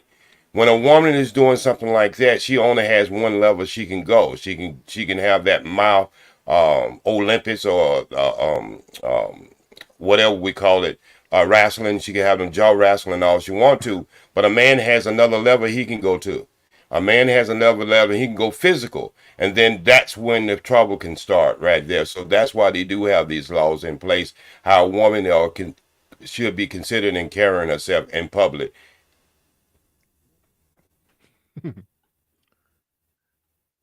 Is that a deliberate double entendre? Locked up abroad, locked up. That was actually a show, Bernard. That was a real show. I know, but I'm saying broad, as in, you know, you call women broads, locked up abroad. They locked up. Yeah. Anyway, okay. I know if that was a double entendre or not. Anyway, I was thinking too hard. But anyway. But no, you did say something wrong though. Okay. And I came up to call you on it. Okay. When you was talking to, y'all have a so narrow understanding of Dr. Umar when it comes to relationship. Brother Umar said you should understand. Just because you understand something, that don't mean that you should put up with it. If I say I understand why a person would sell drugs in the neighborhood, that don't mean that I'm co-signing that person to sell drugs in that community. He said he always say he understand our condition, but that don't mean that we don't have bad behavior. That don't mean we don't, we don't do bad things. And I think that's where y'all try to tie it in all together stuff. Like when he say I understand something, you saying he's rolling with that. Excuse me, sorry. But Jay Speed, I'm gonna prove to you why he's not just saying understand. You can't prove to me anything because I know him personally, bro. You only know him from wait a minute. You only know him from what you see. I know him personally, so you can't prove nothing to me. I'm going to tell you what he said, and this is what he said. Oh, thank you. Said that way. I can get with that. Right after he finished saying you need to understand, he then turned around and said, But these African men on the continent, if she go over there, they don't have to deal with it. But he told us that we did. Well, listen again. You didn't say anything different than what I said. What we're talking about now, going to DeBry. Just because you understand something, that don't mean you agree with the behavior. If I understand that a kid has been abused, how that kid is going to respond to life, that don't mean I'm approving everything that child is doing. I think you're getting the two conversations mixed up. I don't even think that's his inference. I don't even think that's the biggest problem here. Really quick, before you go in, Pablo, let me just point something else out. Your entire, not you personally, OG, but let me just make the point. This entire ideology is designed to let women off the hook. Because remember, the whole background that you're working with is white supremacy and this whole white supremacy narrative. And what you're basically telling black men is because you haven't defeated white supremacy, black women have the right to have an attitude with you. The African man doesn't have that problem. So, you have to check yourself when you go over to Africa. The Arab man doesn't have that problem. So you have to check yourself when you go into his house. But when it comes to the black man, she has every right to feel some type of way about black men. That is an ideology. It's built in. The disrespect comes with the ideology. So I don't know how we can ever separate the two. And the way you tell the story, not you, but the way the story is told, black women have every right to look at black men like, why should I cooperate with you? And so that's why I never even play in those. I never like to play with that whole thinking because it instantly gives women an out. No, you either gonna respect me like the white man or I got nothing good for you. Well, not only just black women, white men having problems with white women. This is the difference in societies, bro. And that's what y'all don't want to see. Seriously, this is the difference in society. A lot of things. I mean, white women give white men the most pushback. Y'all don't see it. I think you're skipping the point. I think you're missing the point. I know what point did y'all miss. Wait a minute. Okay, conservative. I went to night school. I don't think too good in the daytime. So will you please? So did I. Shit, I'm good though. Okay, let me know exactly what the point was. The specific criticism is the ideology of white supremacy. The white man has no counter to white supremacy that's making his woman look at him some type of way. Feminism is independent of black stuff. So what I'm saying is your ideology of white supremacy gives black women a built-in excuse to never have to cooperate because you have never defeated the white man. But I think it goes. I think it go hand in hand. I think you're not really making a different point. I think it really go hand in hand. Now, who's the closest to him, or who's the closest to her? How you kill two birds with one stone? I think if you really look at it and you put it under the microscope, it goes hand in hand. Are we just going to keep talking past the point that the ideology gives women an excuse to disrespect men? Like that's exactly what I want you to see and comment on, and you haven't done it, and I don't understand. I guess I have commented on it, and I think me and you are in the fork in the road where we believe there's a difference, and I don't believe there's a difference because I think the problem is coming from the same source. That's why I think If there wasn't a difference, then wouldn't white women fall in line with their men and do all that? But they're not. They're doing the exact Look what you're talking about. You're talking about black women not following in line with their men, and then we're talking about white women not following in line with their men. So we're talking about the same thing. You can't separate it. But you're trying to blame it on white supremacy. If it was white supremacy, then the white girls would behave, but they don't. No, they wouldn't behave. Do you understand? Why not? They went to the most supreme man. Who's dominating everybody again? Per your black women. Oh, okay. Black women are not even behaving with no man. Okay. So what I'm saying is, that makes our point. Either is Becky. No, it don't make your point because she's not behaving with no man neither. I think that does make our point. She couldn't own no credit card in 1970. She couldn't own no credit card in 1970. Is more likely to get kidnapped in Dubai than she's going to get arrested for popping shit. Okay, wait a minute. she probably will. And the same with Asia or any other country she go into, because there's been a what? There's been a set rule when it comes to the epitome of what beauty is. That's why you got these Asian women walking around trying to dye their hair blonde and everything else. And you don't want to talk about white supremacy. It's all over this planet. Bruce Lee tried to talk about it. Whoa. But y'all wasn't listening. Well, let me step in. Hold on, wait, real quick. I'm gonna get to you. I don't know what Pablo came on the show to say. I do want to go to Pablo and let him go ahead, people, Brian. I'll let no, but real quick. Okay, cool. But I do got to do this.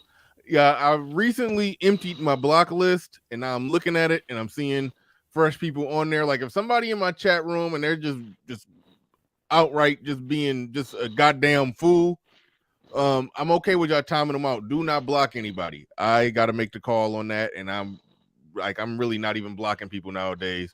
But so I'm seeing somebody on here named Veronica Anderson. I don't know who that is. I didn't block it.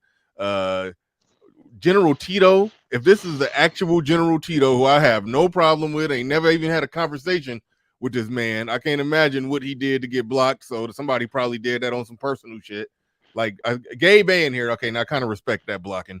But I unblock him just so Theo can block him again. Like so I'm seeing like Timothy Wooden, y'all funny. Deanie. I don't Deanie be on some bullshit, but he don't deserve to be blocked. I guess new rules. I don't block people. Black Manosphere deleted live streams. I don't know if he on I don't know what that dude on. But all right, but now chill out. Don't be just blocking. Don't be just blocking people. I got to investigate some shit. I got to investigate that Black Manosphere deleted live stream. See if that's worthy of being not up here. But for the most part, everybody's a go. Troll accounts, like it was a fake just Pearly Things account that came in here. I blocked that one. Shit like that. But other than that, they got me on that one. Yeah, just that Pearly other than thing. that, yeah. Other than that, yeah, be cool. Don't block people. Let them rock. If they clowning, time them out. I'm to the point where it ain't no such thing as separating yourself from the nigga shit in this space. It is what it is. Let the fuck shit roll in, and we'll deal with it and address it. But all right. Oh no, you can get timed out for saying stupid shit, but not blocked. It was wrong to block you, but I didn't time you out though. Somebody else timed you out. So, and I can't really stop that in the middle of the live show. So if they time you out, they time you out. It is what it is. But cut out all the blocking, y'all. No blocking people. All right. Go ahead. Raw Sport. Let me see you can introduce yourself. It says Raw Sports America. Go ahead. Welcome to the show. You got the floor. You got the mic. All right. Thanks, Bernard. Yeah, I'm Jap's manager actually. Okay. Yeah. So you're not the one. I met. Hold on, wait. I met one of Jap's managers. That's not. Yeah. You met me.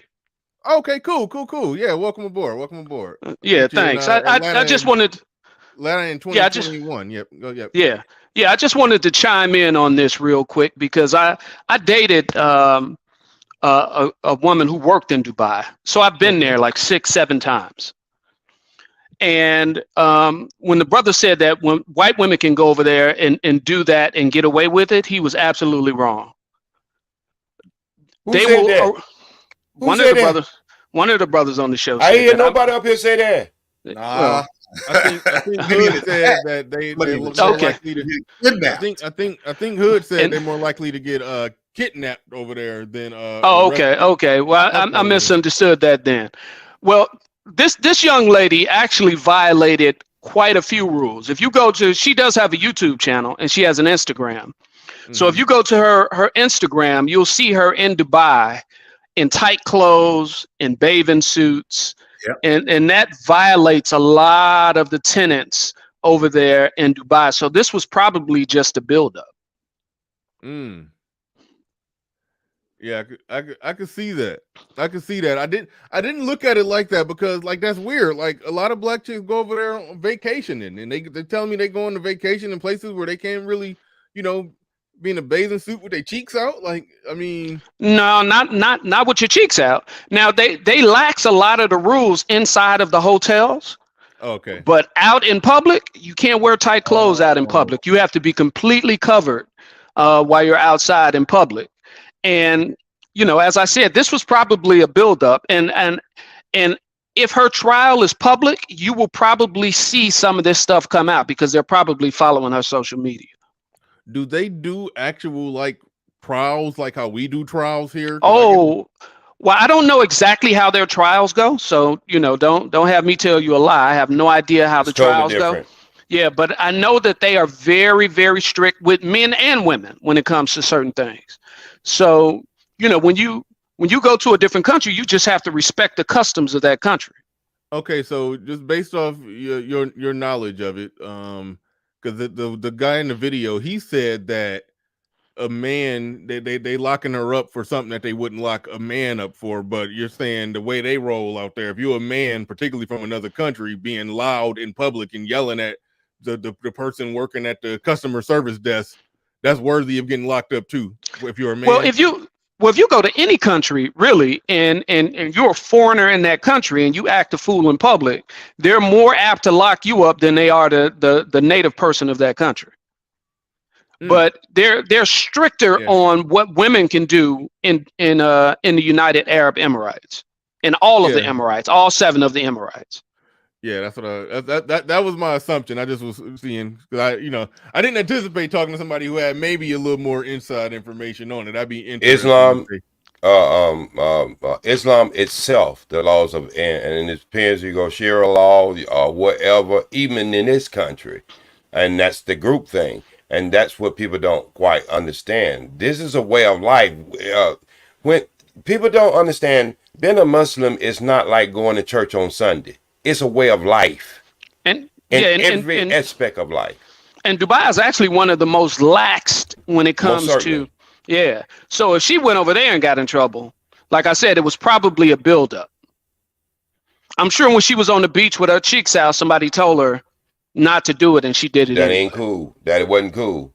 When I seen the picture, I was hoping that picture Bernard showed with us, like she was on the water. I was hoping that picture was taken here, not over there. And I was like, man, no. How did she get away with that? In that picture, it literally said "out here in Dubai." That was her caption. So that was her out there. And in Islam law, you only need 2 witnesses. Bernard, you got 2 witnesses. You can't even bring male witnesses. Yeah, you can't have a claim. Yeah, you can't have a claim unless you start off with 2 witnesses. How many female witnesses equal 1 male witness? Don't it take like 30? And take like 30 bitches to equal 1 male witness? I don't even think it's even heard of. I don't know, but it's not even heard of, Bernard. I know when she was, outside of the beach, when she was out in public, she was out test driving trucks. She had on form-fitting clothes. That is against the customs as well. She did not have her hair covered. That is against the customs as well. So this was probably an accumulation of things. So when they went to rent the car, I'm willing to bet she was not covered. Okay. So this was probably an accumulation of things, and they're probably tapping into if she goes to trial, they're probably looking at her social media. Right, and that's why she was probably charged extra fee, because it was kind of like a disrespect to the country within itself. So think about it. If you live in the country and you work there, you just look at the newscasters who go there. They cover their heads. You see what I'm saying? They cover themselves. They try to fall under the roof. She went to that place, and then maybe there was other women there, other men there, and they seeing you just shitting all over their rules and their regulations and their laws of their country. So she probably wasn't even welcome. You understand what I'm saying, Bernard? So that's why she was probably put through the ringer at that place. They probably would have, if she was covered or something, they probably would have gave her stuff with no problem at all. But since she was so disrespect for the country laws, they probably just made her jump hoops. Yeah, I'm seeing a photo of her at the mosque in a tight-fitting dress with her shoulders out. You see what I mean? So that's exactly my point. This is drop her. Hold on, real quick, brother. Pablo, drop her Instagram or whatever in the private chat, or hell, in the chat room for that matter. I mean, I haven't seen it. So yeah, go ahead and drop that in the private chat so I can look at it. Yeah, so this was probably an accumulation of things that she did while she was over there, Bernard. This was not just that one incident, but an accumulation of things that she did, and they just got tired of it. Yeah, they got tired of it. Whoever the customer service rep was at the car rental place had to call the police. So this wasn't her first time getting ignorant with him. Because those people over there they're very, very, very cordial. They're very cordial and friendly to people who come there to vacation, because it is a vacational country. So and it was built for that. Yeah, but it was not built for the disrespect of the Islamic laws. And just like he said, they're more lenient there than there are in other Islamic countries. Yeah, way more lenient actually. And another thing, they're very friendly to expats because most of the workforce in Dubai are expats. Most of the people in Dubai, they get oil money checks. I see. All right, we are joined by. We got somebody else on here. I'm looking at her Instagram page. Like this shit, she should just call this shit "trucks and titties and trucks." Like I mean, a lot of chicks do that when they get their CDL. They build a whole social media personality around that shit. That's what I'm seeing. Yeah, Bernard. I'm gonna jump off, man. I just wanted to tap in. I'm working on the studio. All right, thank you, brother. But thank you, brother, for bringing in. All right, man. Good talking to you. Good talking to you again, bro. You too, bro. All right. All right. So Bernard, see, this is where people get me crossed up. I'm never one who partake in and thinking people should have permission for bad behavior. Have always been against that. But the problem with people have with me, because I'm against it on both sides. So I get hated on both sides. But mostly over here, I get hated from the men. Okay. Yeah. You're right. See, that's too much. That's too much. Yeah. She would probably get a couple lashes, rock throw at it, a lot of other stuff, if she was to dress like that in that country. Yeah, this is that picture you was talking about, or video. Yeah. Yeah, she out there. Yeah, say she's in Dubai during this whole thing right here. That other picture is at a mosque too. If you see the one with the white ornate building. Oh yeah, she out there on the beach with the cheeks out and everything. Yeah. Sassy trucker. They build a whole social media personality off having a CDL. But, and believe it or not, these women and men, they can go. There's plenty of places they can go and exploit themselves like that, if they want to. Why do they want to go into a country like, knowing that a lot of the things that they are used to in a what we would call a free nation, free society that don't have strict rules and regulation and laws? Why would they want to go to that country right there? And this is where the problem comes in. Yep. All right. We are joined by the contractor in the building. Shout out to you. Welcome aboard. Or Mr. Allen. I don't know which one you're going by, but thanks for coming on through. Go ahead. What's your thoughts on this? What you got? Salute to you, sir. Panel in the chat. I used to be a government contractor. Okay. I was in Afghanistan for almost 4.5 years. And part of the agreement, the contractual agreement, is they had to fly us back to Dubai. I've been to Dubai more times than most of y'all could imagine. Okay. So that culture is literally built around respect of Islam. Now you can't you can drink even though the rules are lax, but you can't be drunk in public. She went over there violating, literally, just with what she had on, is the equivalent of somebody knocking on your door, perfect stranger, like, please, can I use your phone? Can I use your bathroom? And they shit on your kitchen table. That's what she did. So it was a buildup. You have the secret police. You have all kinds of police over there. It's not just the police force like we have here. No. You have secret police that they sit back and they will observe you.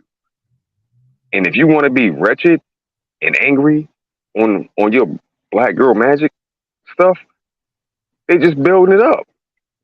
So she bought that on herself. And on top of that, she's not coming home, bro. Oh, for real? Not for a while. She's not coming home. How long you think? Your family is responsible for feeding you if you get arrested. What family does she have over there? Let's deal with the how long you think she's going to be in there based off everything you know about Dubai. You said you've been there multiple times. Somebody go over there from another country. They start showing their ass. They clowning. I mean, she's showing her ass literally and figuratively, and get locked up. How long do you think that she's going to be held in there for that? The range varies depending on what's going on politically. It could be anywhere from 3 months to 5 years. I would say 5 years. I would say 5 years. They have to set an example. It's an example. She made herself. I would say 5 years. Yeah. They have to set an example. Do you really think that this oil-rich country is going to allow a foreigner that ain't got no money, no standing, because it's really made for affluent people, to come over there, show their ass, and get away with it? Because if you get away, if she gets away with it, then the next one can get away with it, and so on and so forth. So they start losing total control over their country, bro. I said this on my man Machismo's channel. Literally, they, as one part of our debriefing was, they were like, yeah, you have lead members of Al Qaeda and the Taliban that are over here, so watch how you move. But guess what? The Emirates told them either be careful, don't mess up this money, or be coming for you. So you have radicals that are based there that literally said, I ain't fucking with it. Nope. They'll be the rules.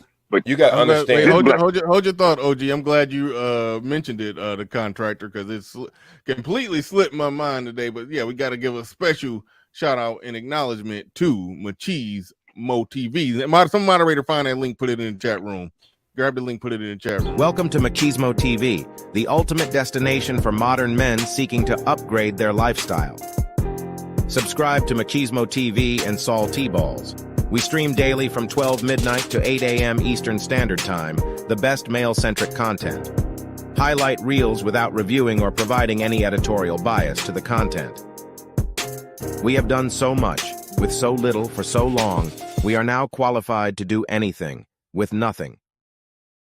All right, there's a link right there to Machismo TV. I just put that in the chat room. Make sure you go subscribe to that. If it goes, yeah, there it is right there. Make sure you go and subscribe to that, the best male-centric clips channel in the business. Make sure you go and subscribe to Machismo TV, and the best tagline in the business. We've done so much with so little for so long. We are not qualified to do everything with nothing. All right. I want to say this though, but no. Go ahead. The seriousness of the difference of the country and culture. And there are certain Islamic countries that if you caught doing a homosexual act, you'd be public hung. Not 6 months, not 7 months, not within 30 days, you'd be hung in public. And so we got to understand that there are certain things on, we're not the only country on this planet, and everybody has a right to have their own laws. Now, if you don't agree along with the laws, don't go to them countries. Mm-hmm. And so you won't see no rainbows in these countries. What I'm talking about, you won't see no rainbow flags, and you won't see a lot of the stuff. So we just got to understand, we live in a space on this planet with a multitude of different ideas and different laws. And when we travel, we have to be aware of what these laws is in these countries. Yeah, absolutely. Will's vlog channel in the building says they still cane people in some Asian countries. Cane people? You mean hit people with a cane? Like, is that what you're talking about? What do you mean by cane people? Yeah, it's called flogging. Oh, okay. Yeah. They take a piece of bamboo. They split it in multiple directions. That way, when they hit you with it, it bursts open and splits you. Literally, it's like getting hit with a bunch of razor blades. across your back, your legs, your thighs. Yeah, it was some very funny videos during the pandemic when everybody was supposed to be quarantining. If people was out at either was out and wasn't supposed to be out, or out at a certain time wasn't supposed to be out. Yeah, I do remember in some foreign countries, it was people on the street. They was walking around hitting people with look like little bamboo sticks and all kind of stuff. I was like, damn, they just the police out there wild. But all right, but let's Pablo, go ahead. Yeah. You was trying to say something. So I'm going to speak on this. I don't know a lot about Dubai other than like J Speed says, it is a theocracy. Mm-hmm. It is led by Muslim laws, and so she needed to adhere to that. Mm-hmm. But I'm going to use myself for an example in Colombia, whose laws, by the way, aren't that far off from what we have here in the United States, right? But herein lies the difference. In Colombia, I do not ever break bad or flex on Colombian men. They are about, on average, 5'8" and probably 160 pounds. Most of the 6'1", 6'2", 210, 20-pound black guys that frequent Colombia as well adhere to the same protocol. Why? Because it is a quick way to end up in a pine box sent back to your family. Because, although some of their laws might be similar to what we have in the United States, the level of respect that people have to show because of the history of, violence towards each other there, people have learned to, let's not poke the bears, so to speak. And similar issues with the police. The last thing you want to do in Colombia, noting their past history, is get caught with narcotics, drugs, cocaine. Don't believe what you hear. Any citizen going down to Colombia, and people do this, looking for cocaine and all of that kind of stuff, if you get caught, you will never be seen from again. It's going to be a long time in Colombian prison for you. Because a part of the reason why so many Americans can go there now is because it's relatively safe compared to what it used to be.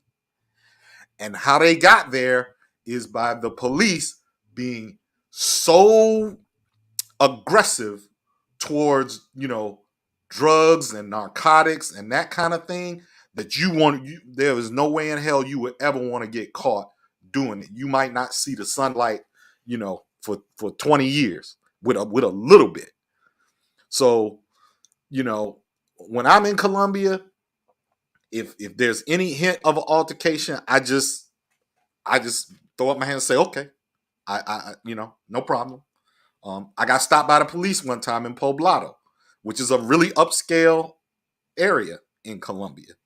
I showed them my ID. I stopped for them, and once they realized, I was an American or whatever, and I wasn't involved in what they were looking for, they just let me go. But I didn't flex on them. Why are you stopping me? You doing this because I'm black? A big. No, all of that back and forth. Nah. So, and here's the other thing. A lot of times in foreign countries, when there's an issue,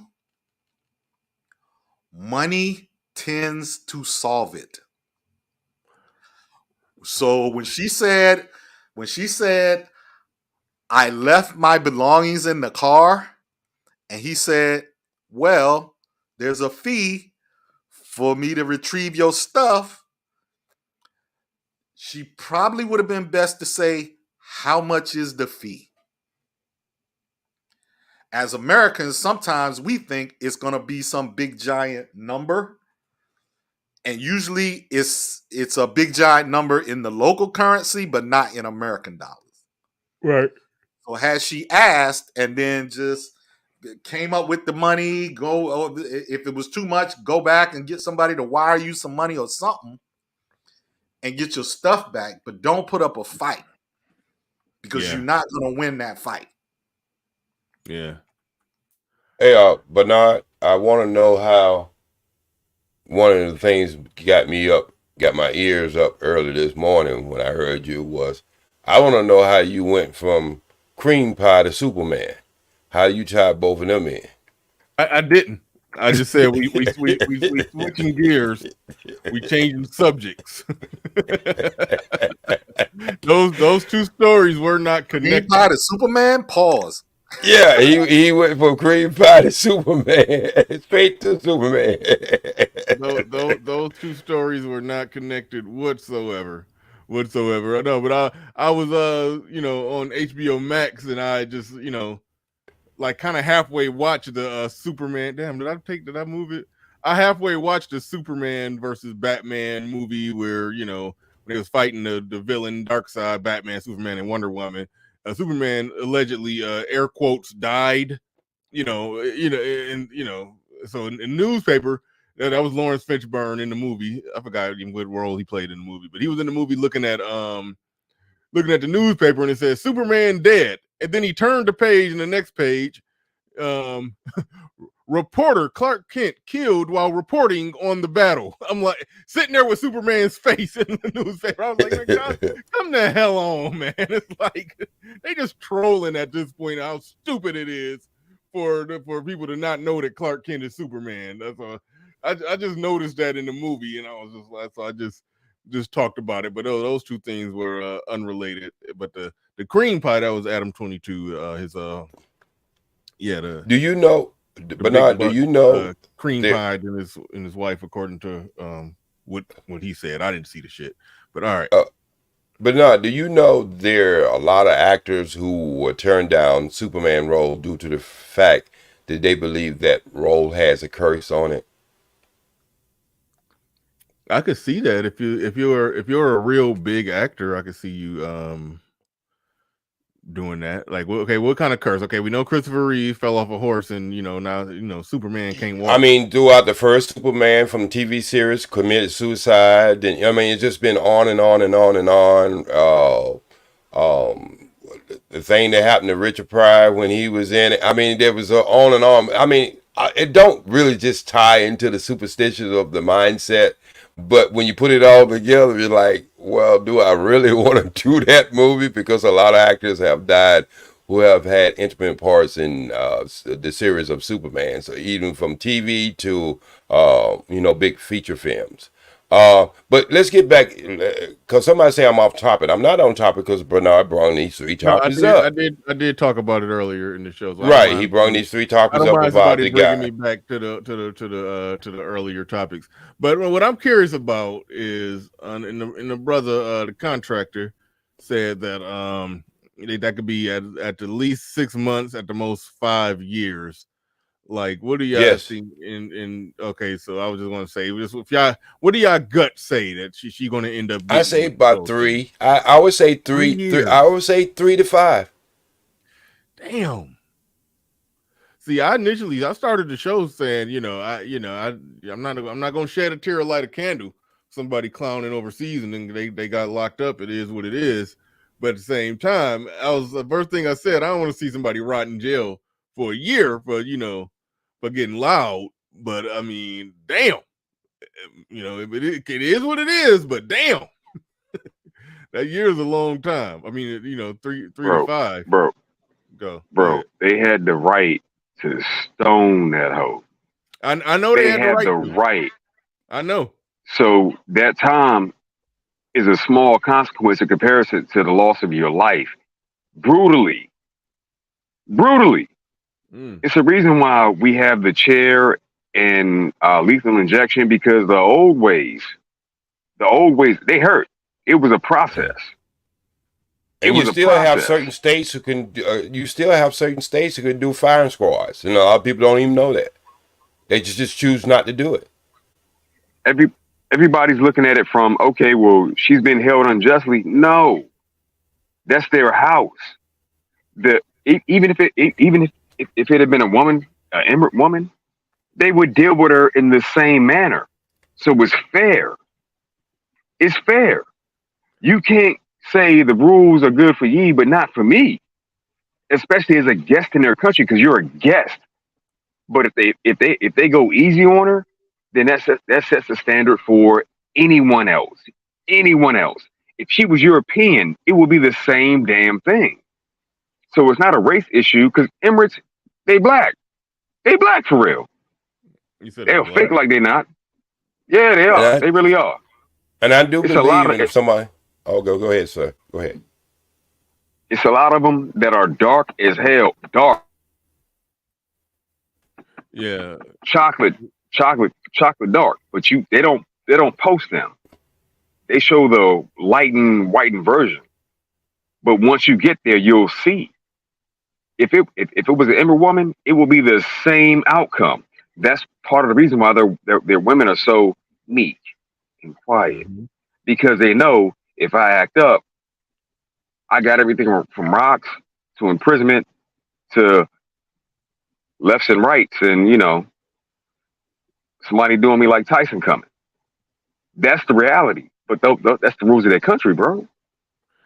Oh no, I'm not fighting the rules of the country. That's why I said it is what it is. The rules are what the rules are. I'm just saying, damn, that 3 to 5 sound like a lot. Like, but if you go over there and you clown and you break the rules, and like I said, the angle that I covered it from is the type of basic shit that they say that we, not even basic shit, but just the out of pocket shit that they say we supposed to just tolerate with, deal with, put up with, is literally against the law over there.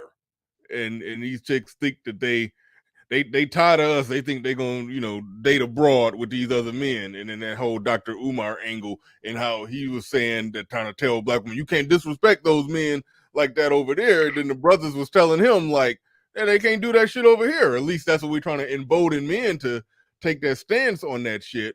But so I'm with it 100% that you go somewhere, you break the law. And one thing I didn't know that they break all of that little shit, all the shit down to them when they get over there. I didn't know that. So that even adds more insult to injury that she went over there knowing 100% that no, you can't do that over here. No, it's against the law. Ain't no getting loud, ain't no popping off, ain't no being loud in public and all of that. The fact she went over there, knew it, and then did it anyway. Yeah, she they got every right to lock her up. She deserved to be locked up. But I do see, if you're talking 3 to 5, but to that I'm just like, damn, that's whoo. But shit, the rules, yeah, the rules over there are so strict that you can have, like, prime example, depression, mental illness exists all over the world, but the rules are so strict that everyone obeys them. What's that tell you, bro? You have all these people here in the U.S. that claim, well, I'm this and I'm that and I'm this and I'm that. Over there, they got that too. But the rules are so strict that they're like, I don't want to pass that. So apparently you're not that damn mentally ill. You went over there and did that on purpose, and now you're being punished for it. That's not our fault. That's not even our fight. There should be no one speaking up in her state, like, to help save her, because literally she broke the law over there, and part of the law is the religion. So you just openly disrespected the whole country and was like, what? Now they click that ass up, and now she like, oh, it's real. Yeah, it's been real. These laws have been around for thousands of years, and you just disrespected it. That's your fault. I don't feel nothing for her. Because they warn you. Let's look at it from this angle. Oh no, Laro, don't make it seem like I'm in the same camp with you. Don't make it seem like that. You flew in with your cape on. I just said to 3 to 5 years. Damn, that's all I'm saying. That's a lot. That's all I'm saying. That's a lot of damn time. But don't make it seem like I'm in a camp with you. But here's the deal. what do y'all think about the idea, the notion that, you know, like it's almost like, why? I understand that that's like a tourist, they set it up to be a tourist town, basically a vacation town, but like it's kind of stupid in my opinion to be trying to go travel and vacation and party in a place that's governed by a pretty strict religion. You know, that kind of don't make sense. You know, you're going to travel. It seems like it makes sense to go somewhere that's, you know, a little more lax with that, or got religion set up like us. Like it can be strict, but it got to be damn near self-imposed or culturally or household imposed, but not legally imposed. So I just don't understand how that becomes. Yeah, go ahead. Because a lot of billionaires, millionaires, and that's where they do their vacation. People who have made money in the oil, or people who have made money just in that region within itself. Then people want to be connected to them type of people, and especially if you go there with a mindset that you can get somebody bag, you know, just because you purity and, you know, you're a little loose and you're willing to do things that the women of that country would not be willing to do, then it makes it a eye candy for you to try to be, you know, be around them type of people. But I just want to slide this in. Even in China, if you get caught with one joint, I mean a roach, you go do 5 years, bro. And so what I'm saying is, it used to be a lot stricter than that. You get hit. For weed? Damn. Yes, Okay. for a joint. We're not talking about a bag. But what I'm saying is, if you think about how the bride was set up, it was set up to like introduce people to a vacation site with beautiful buildings, beautiful landscaping, and you would be around rich people because that country that is set up just for rich people. Now think about it: the person who wants to be out there, or women who wants to be a little fast, or think they can just, you know, break in something and get something out of it. They're attracted to that type of demographics. Yeah, I just want to know, did you say Dubai or did you say Debray, the college? Oh, I'm sorry. You know me. I'm going to mess up on a word or two. And I ain't gonna give you no pushback on that tight ass shirt you got on today. All right, we going to SKC. Go ahead. Go ahead. You got it. Yeah, I was just wondering why everybody has, you know, the concern for the, you know, the 5 years or whatever and all that other stuff. I don't know. I just seem to recall that. You said everybody, by everybody, I mean how some people have concern that may say be me. too That's much. Me. No. I'm just saying in general. I do think 5 years is obsessive, but I understand that that's their country and their laws and their rules, and if you know it going in, it is what it is. But damn, that's Yeah. I understand all that. I just find it quite interesting that some time ago, a young Austin Holloman went to a place and the community was pretty much ready for him to get off for good, and they thought that, oh yeah, well it's worth it. They were just fine with that. But this chick over here breaking laws in another country, that's too much. Yeah, I thought Austin didn't really do nothing. It was just, that shout out to Hood Conservative. That was just Ho3s mad because exactly. But yeah, and yet you had people that were going off to the thought of, well, if he dies, he dies. Yeah. So that's wild. We're seeing the difference in how, with all this travel. I mean, maybe black people do seem to be traveling a little more, but the advent of the internet and social media and everybody traveling and chronicling it all on their cell phone and everything, and so now it's a situation where we're seeing how it's publicly you got black men getting into some shit over there, and publicly you got black women getting into some shit over there, and so it's going to be interesting to observe when how black people generally as a group act and respond to a black man in trouble over there versus a black woman in trouble over there. So we do got a little data in right now. I think most. I have a question. Go though. ahead.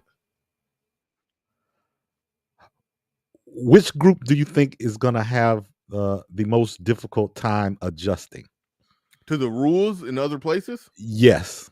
Oh, the data is in on that one. I think right now the mere fact that there's, I said this in the beginning, the mere fact that there's a Passport Bros movement, and a lot of y'all, most of y'all are, y'all talk about the good times and the fun you can have over there, but I hear a lot of y'all pumping the brakes, explaining all the do's and don'ts and how not to get caught up and how not to get entangled into some bullshit over there, and how you got to follow the rules and blah blah blah blah blah, and not just the laws but the cultural norms on top of that. Right. I see y'all having long, laid out, intense conversations about that.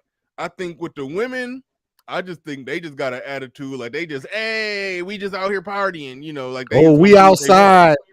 Yeah. Pound town, we outside. Yeah. Yeah. Man, I think that's how they go. Can I add something?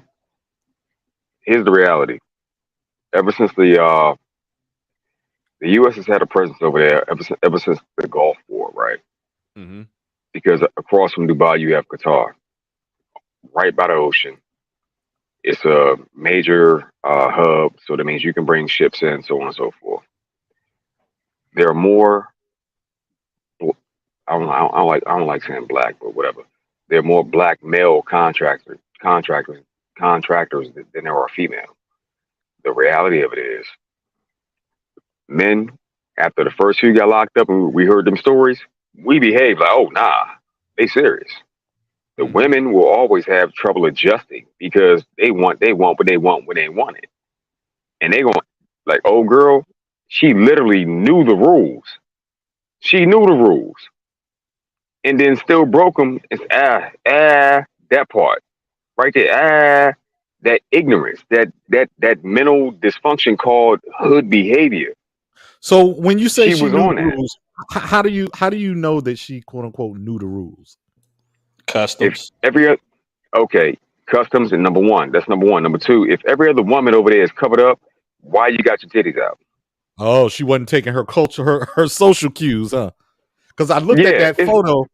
I looked at that photo at the mosque, and it's outside the mosque. It's not actually inside. They did make her cover up. I saw a video of her going in the mosque where they required her to cover up and cover her head and all of that. They actually have garments there for you to put on. But I looked give around. you a briefing. Oh, they do. Yep. Oh. That's the killing part right there. That if they debriefed her and she knew, then it's really, you can still be like, damn, 5 years. If she down there for 5 years, that's a long time. But at the I same never go time, anywhere. It's like if they told her, it's like, damn. See, I didn't know that. I didn't know that. I never go anywhere without a professional guide. And that's one of the things that I protect I don't care if I've been to the country twice, 3 times. I always use a professional guide because that is it's a buffer. And some guys, are okay with going to different countries without using guides because they've been there so many times. But I always like to have that safety net, man. That safety net has saved me as far as understanding rules, regulation, understanding taking a picture of your passport and just carrying a copy around. I mean, they give you so many other things when you have a professional guide that, guidelines that you should do when you're into other countries. And I don't think, I really don't believe, and I keep hearing us push this black thing. I think it's just women in general when they travel to places, especially from the Western society, they just feel like they have the freedom to express themselves in any way they want to because of the freedom over here. I just totally believe that. I'm curious, OG, when you say that, and I don't know. I'm just asking. Has anybody else heard of any other women in, I would say, recent history, the last 5 years or so, that's had a problem not obeying the regulations over in the Emirates? I heard there was a woman not too long ago, about 3 years ago, who was doing a story over there, and she refused to have her hair covered, and she was arrested. So yes, I mean I don't want to get into a tit for tat thing with race and all that, but I think what we don't want to understand is that women behavior over here in America is just totally off the hook. I don't give a damn what race you're talking about. And we get to see it more than our community because that's mostly what we deal with. But when we break it down, it's just the Western way of doing things, the Western way of women having this thing and they can just do anything. And I think it breaks every barrier of what your color may be. I don't think so. I don't think so. We ain't asking you to think, we're asking you to know. Okay. Well, I know that. Well, you don't know, sir. Okay. If I can finish. Okay, go ahead. Get it in. I know that other schools don't have Sexy Red going to perform in gyms, getting kids hyped up and all of this type of stuff over wild rapping like that. I know that for a fact. And you're talking about an entertainer versus they keep just a general public. You're talking about an entertainer over a general public. What we're talking about. What I'm saying is a school and that is primarily black allowing a ratchet black female rapper that talks about all sorts of wild sexual feats to perform in a gym in front of high school kids. I don't see that happening in a lot of other places.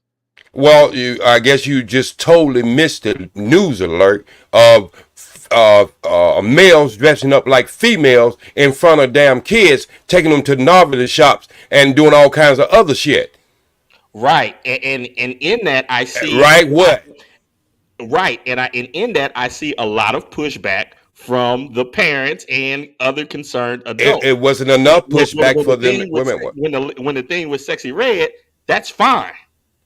Again, you got 32 schools. Wait a minute. Not said anything. You got 32. Wait a minute. You got 32 states in America who's pushing that agenda where men's dressing up like women, going in there, and most of them are white males who are dressing up like women, going in schools.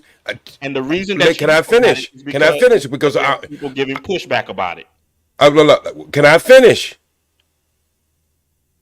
It must not be enough pushback, my brother. The only person who's giving real pushback was Florida.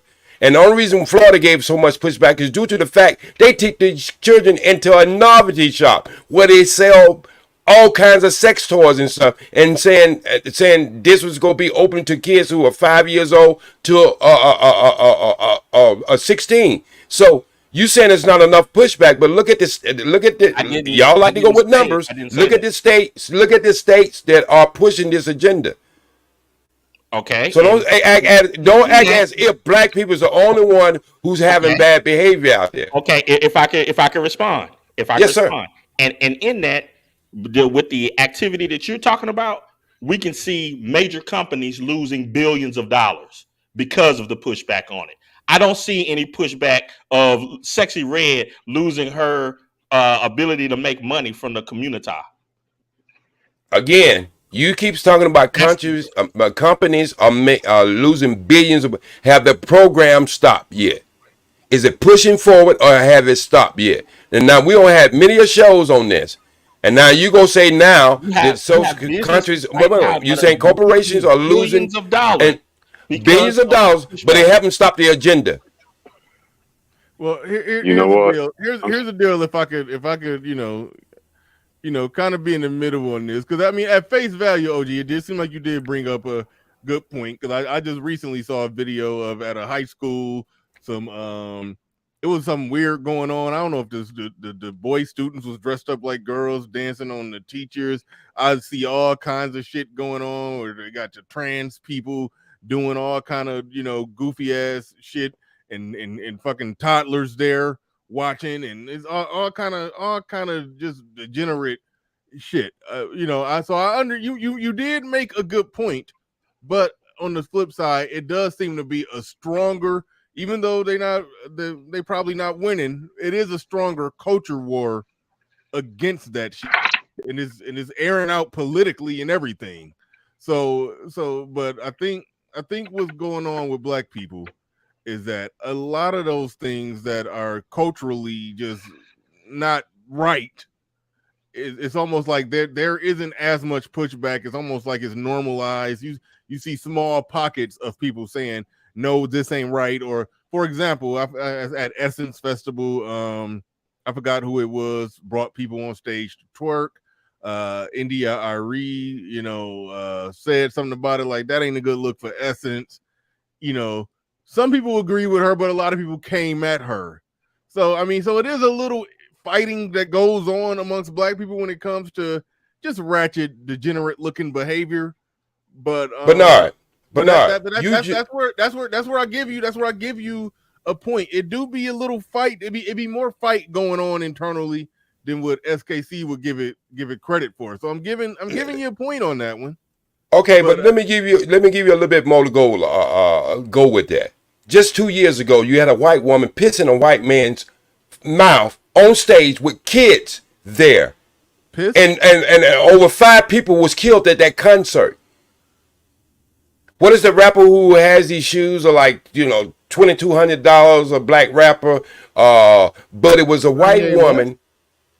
Okay. You're just talking about you talking about a concert where it looked like they broke the fire hazard capacity codes and people got right. Listen what I'm saying. I know, but that's not. Hold on, that's not culturally degenerate behavior. That's just bad management. No, we're not talking about that. No, Bernard. What I said happened at that event.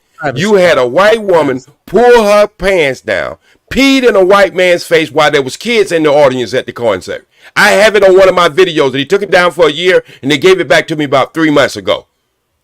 So I'm tired of hearing this bad behavior just in the black community when white communities are doing the same thing. That's not to balance it out and saying it's okay. But what I'm just saying is, I think so many times we get a blind eye to what white people are doing in this country, and they would probably do the same thing outside of this country and just make it a black thing. I don't like it when we try to make things a black thing when it's not.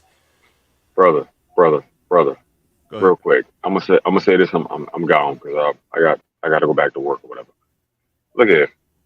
All y'all are right, but the point you made for all of you is proof as to why this broad is locked up overseas, because there's so much dysfunction that we're exporting this shit now. Mm-hmm. That's why we can't even agree on some of the small things. We all have our reasons why. Your reason is your reason, but that kind of behavior, that kind of degenerate, destructive behavior, you can't bring degenerate destruction to a functioning culture that's been around for thousands of years and then expect people to just accept it. Oh yeah, and I'll take this, but it's shit. But take it. No, it's shit. She went to that country, them people's country, and showed her ass, man.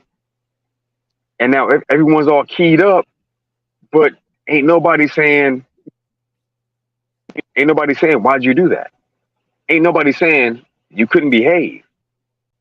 It's just another example of another black broad or BW that could not behave, even when she knew the freaking rules, bro. She just said to hell with it and your tradition and your culture and just did whatever she wanted.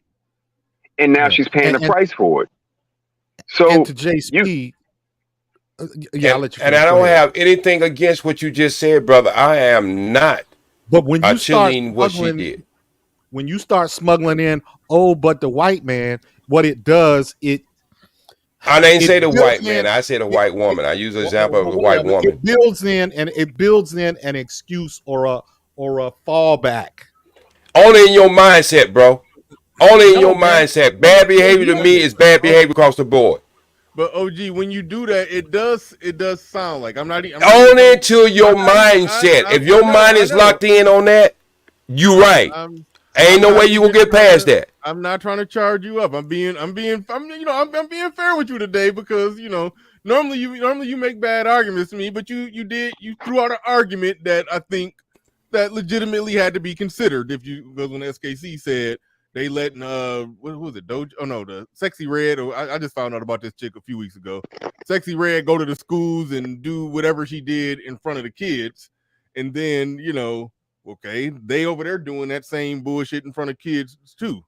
So I mean, you made a good point. You made a good clap back to SKC, but even if it's in my mind, it does sound like the only reason that clap back exists is just to bring it back to Whitey.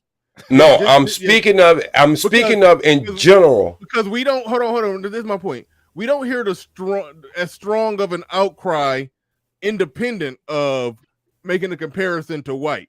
It's like if we just saw her did that and then it was just an outcry just independent of making a comparison to white people, then it's like, okay, there's aspects of the black community, a strong small majority of the black community that's against this bullshit, but it does seem to some degree that most of it is like, hey, let's let it ride and float under the radar. So Bernard, would you do me a favor? I'm not gonna play a video, but would you share my screen? I'm gonna share your screen, and before we get all the way into what's on your screen. Okay, I'm not gonna play the video. Real quick. Uh-oh. Okay, this is the picture. Hold on, wait, time out. Before we get all the way into it, a shout out to Nuruddin real quick. He says, but I was told all my life that the Queens are strong and independent and don't need no man. I guess it's not working right now. Huh? Hold on, wait, time out. I got another super chat that came in. Oh, wait, no, hold on. Was that the same? Nuruddin, did you send the same one twice or did I just read it twice? Okay, my bad. Wait, no.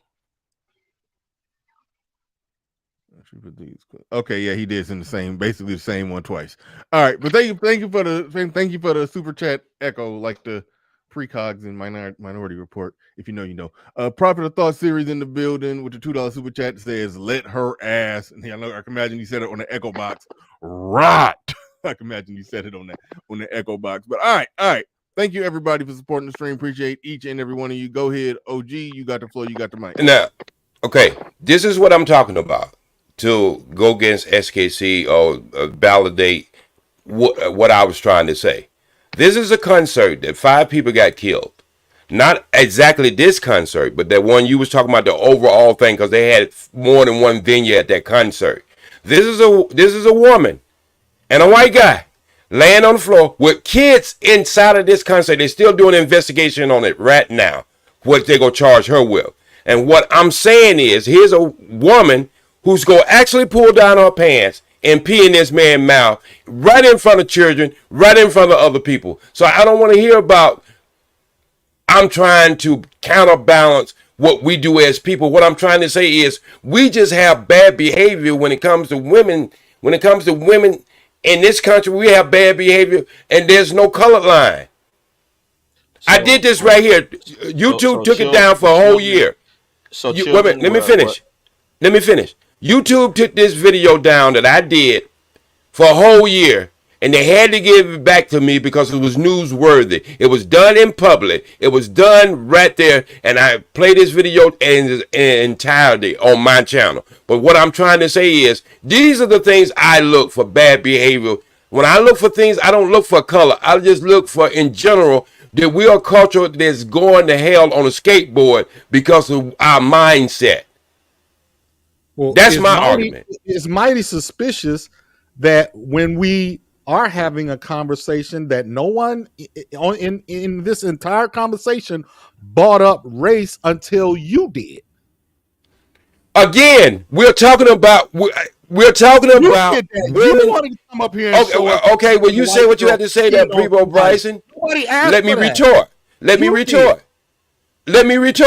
I'm just saying is when they did bring a race. You're lying. They did bring a race. That you're lying. That's why I brought it up. Isn't that what you said for doing No, that? listen what I just said. They brought up race. That's the only reason I pushed back. I say this is my only pushback is due to the fact you're trying to make this a black issue because race kept coming in. Black woman, her bad behavior, get old, and all that. You start making this race itself. That's why I gave the clap back. For doing that crap. Yeah. Again, but you say I brought up race. I was not the first one to bring up race, bro. Get it together.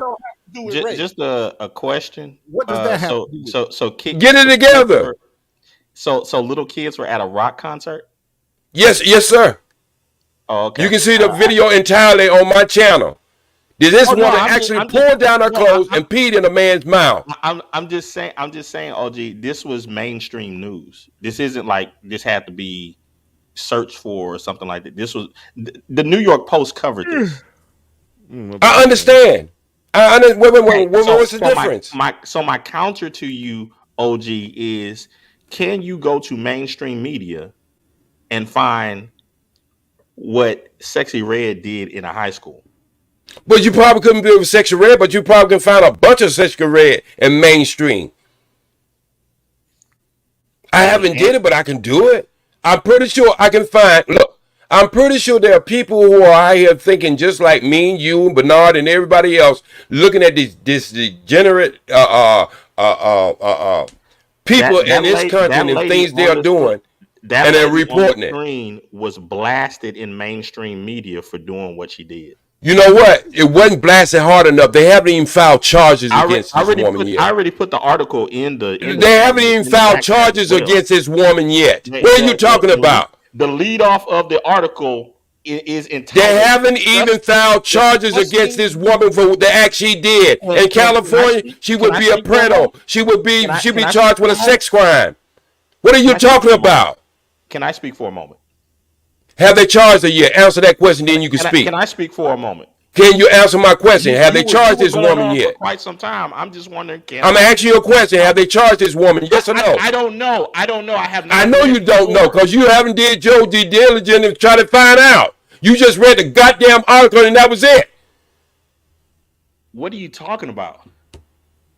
Because when I do something, I want to know the ins and out of what I'm doing. I don't want to do something just to point fingers at a certain group or one group or another group. I try to be fair, balanced. And I think this sometimes we get in these conversations, we're not fair and balanced. We want to make everything just the black woman, the black woman, the black woman. That's all I heard this morning. I didn't initially put the color into it. Y'all put that into the Kool-Aid. Go back and look at the stream. Go back and look at the stream. I don't have to validate it. Truth don't have to be validated. Just look at it. How are you being fair and balanced when you're comparing an outing that people have to pay to what was done at a high school for free? She paid for an outing to go out there and get in that goddamn boat. She paid for the goddamn. Wait. Okay, you asked the question. Let me finish it. She paid for the rental car. What the hell are you talking about? She paid for a vacation. What the hell are you talking about? I'm not trying to validate her. I think she should get exactly what she should get. I think your argument is wasted on me. I think you just don't like for me to throw white women in it. No, I don't care. I'm just saying. You act as if you do. You act as if you do. When you brought up this, I didn't bring up anything about race until race was brought up into this conversation. You're not even hearing me. Okay. All ears. Go ahead and get it in. Go ahead. When I brought up the situation about Sexy Red at a predominantly black high school, you brought up this story to counter it. I'm just asking you, how is this a one-to-one comparison when I'm talking about what happened in a school and you're talking about what people paid to go see? It don't make any difference. You got kids in your audience. I don't care if you're paid or not paid. Matter of fact, when you paid, wait, let me finish. You asked me a question. Now you want to interject back into it. Now, do you want me to answer the question, or you just want to hear yourself talk? Present, but go ahead. Okay, what I'm saying is, when you send your children to a paid event, you should hope that your children are protected against some woman getting on stage. Be at a rock concert. Hold on. It was more than one venue. You didn't understand what I just said. I don't care what it was. What I know you don't care. I know you don't care.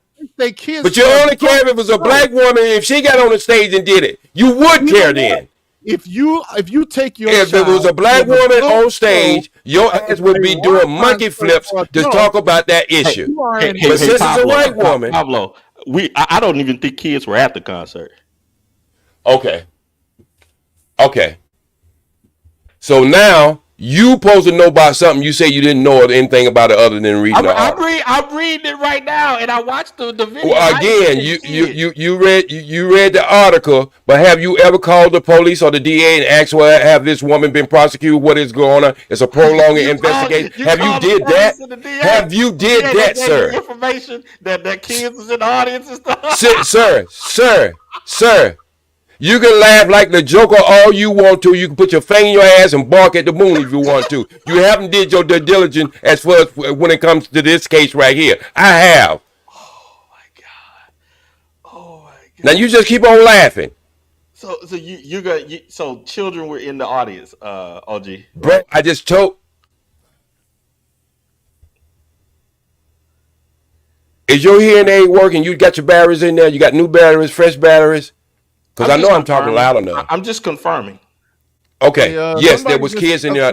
There was kids in that audience. Commented that they said she was black too. The woman you're referencing. I don't know how accurate that is, and I don't know the rules on the brown paper bag test. But are we 100% sure? Hold on, let's look at another shot of her. Is she like she's half and half, Bernard? Okay, so she like on the Alicia Keys. She has and half. She half and half.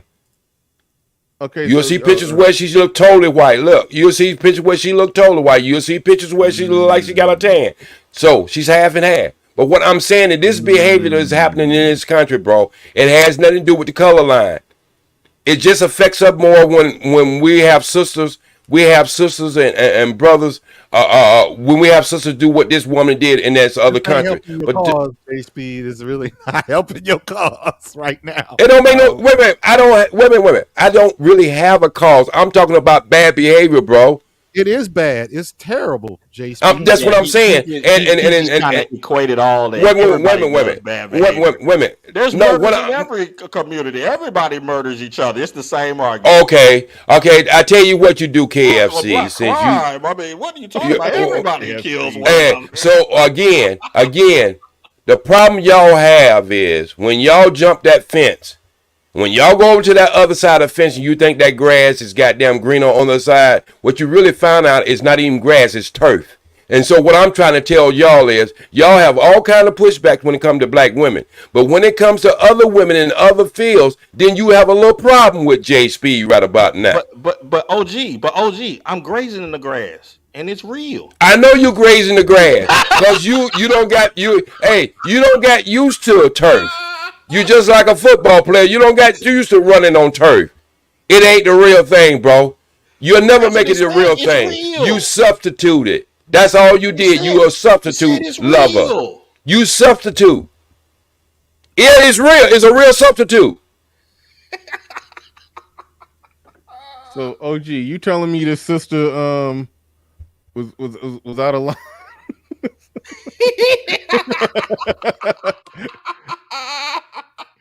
Why you being so hard on this sister? No, I'm not being hard on any sister. I'm being hard on bad behavior, Bernard. And she's half and half. You can't deny that. So which half did the pen? Well, you date women. The same half. Wait a minute. You want me to answer? You really want me to answer that question? You want me to answer that question? The same half that you make love to animals.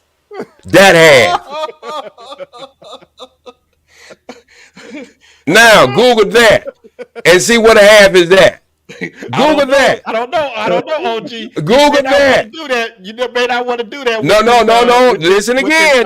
I guarantee you. I put $1 to $100. Story, man. Hey. I put $1 to $100 in anything. I guarantee you. I can find over 100 to 1 of them. I guarantee you this. All these Houston girls are going. I'm doing a series on it, bro. I'm telling you. I'm doing a series on it. There's 5 states. Wait a minute. There's 5 states right here in the United States right now that let you have sex with animals. Look at the 5 states and you can tell who's doing it. The Houston girls are going to Dubai. Listen again. You can say what you want to say because you quantified your whole argument into a narrow vision on dealing with black women. But you don't want to look at the overall picture. That's the problem with you all. Our sisters. Oh boy, JC, that's the problem with you all. You are digging this hole deeper and deeper. No, you know what? I don't. Hey, look, I don't have. Listen. I don't have a horse in this race. That's what you don't understand. I have a horse in bad behavior. No, JC. You coming at a black, you coming at a black single mother. This is a black looking like Courtney Michelle. But hey, Bernard. Bernard that was in the audience was unborn. Bernard, that shirt is getting tighter, bro. You having too much fun with this. But think about what I just said. The woman did what she did. All right? She's half and half. And we always try to deny. We always try to push up that, there's another half of them people. There's another. But she ain't the only one.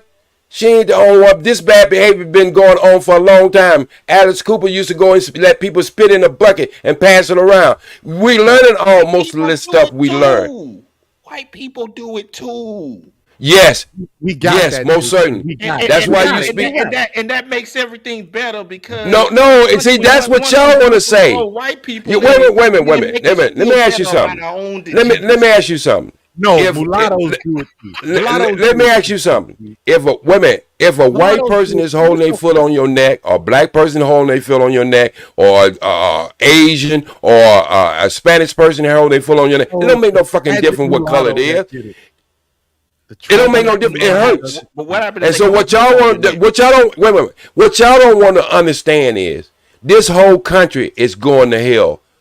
This feminine movement is not just black women. This feminine movement was started off by white women.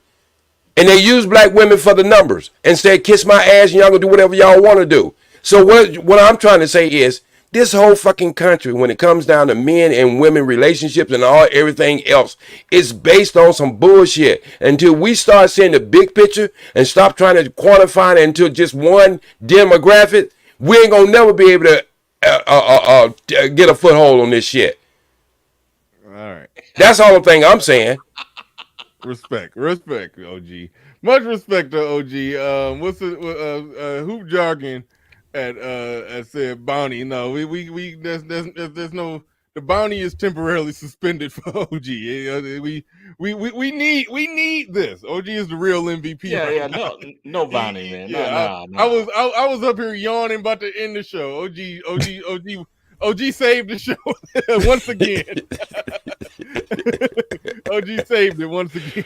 But, well, me, SKC, we argue a lot, but we cool. We cool. Yeah, we man, cool. We are, man. We cool. I mean, y'all don't know this, Bernard. Before you even probably know SKC, me, SKC, there was another couple other guys. We used to actually talk offline. Yeah. In the back chat. Yeah. Really? That's how we met. Yep, sure. I don't agree along with everything he's saying. He don't agree along with 99% of the things I say. But we still, call me. But we still, people, Bryson, you got it. I mean, once you hooked up with a woman, I can't call. I can't call you because you pretty much, you're elder. You try to act like you're a young man, but you're elder. I can't talk to you the same way I talk to SKC.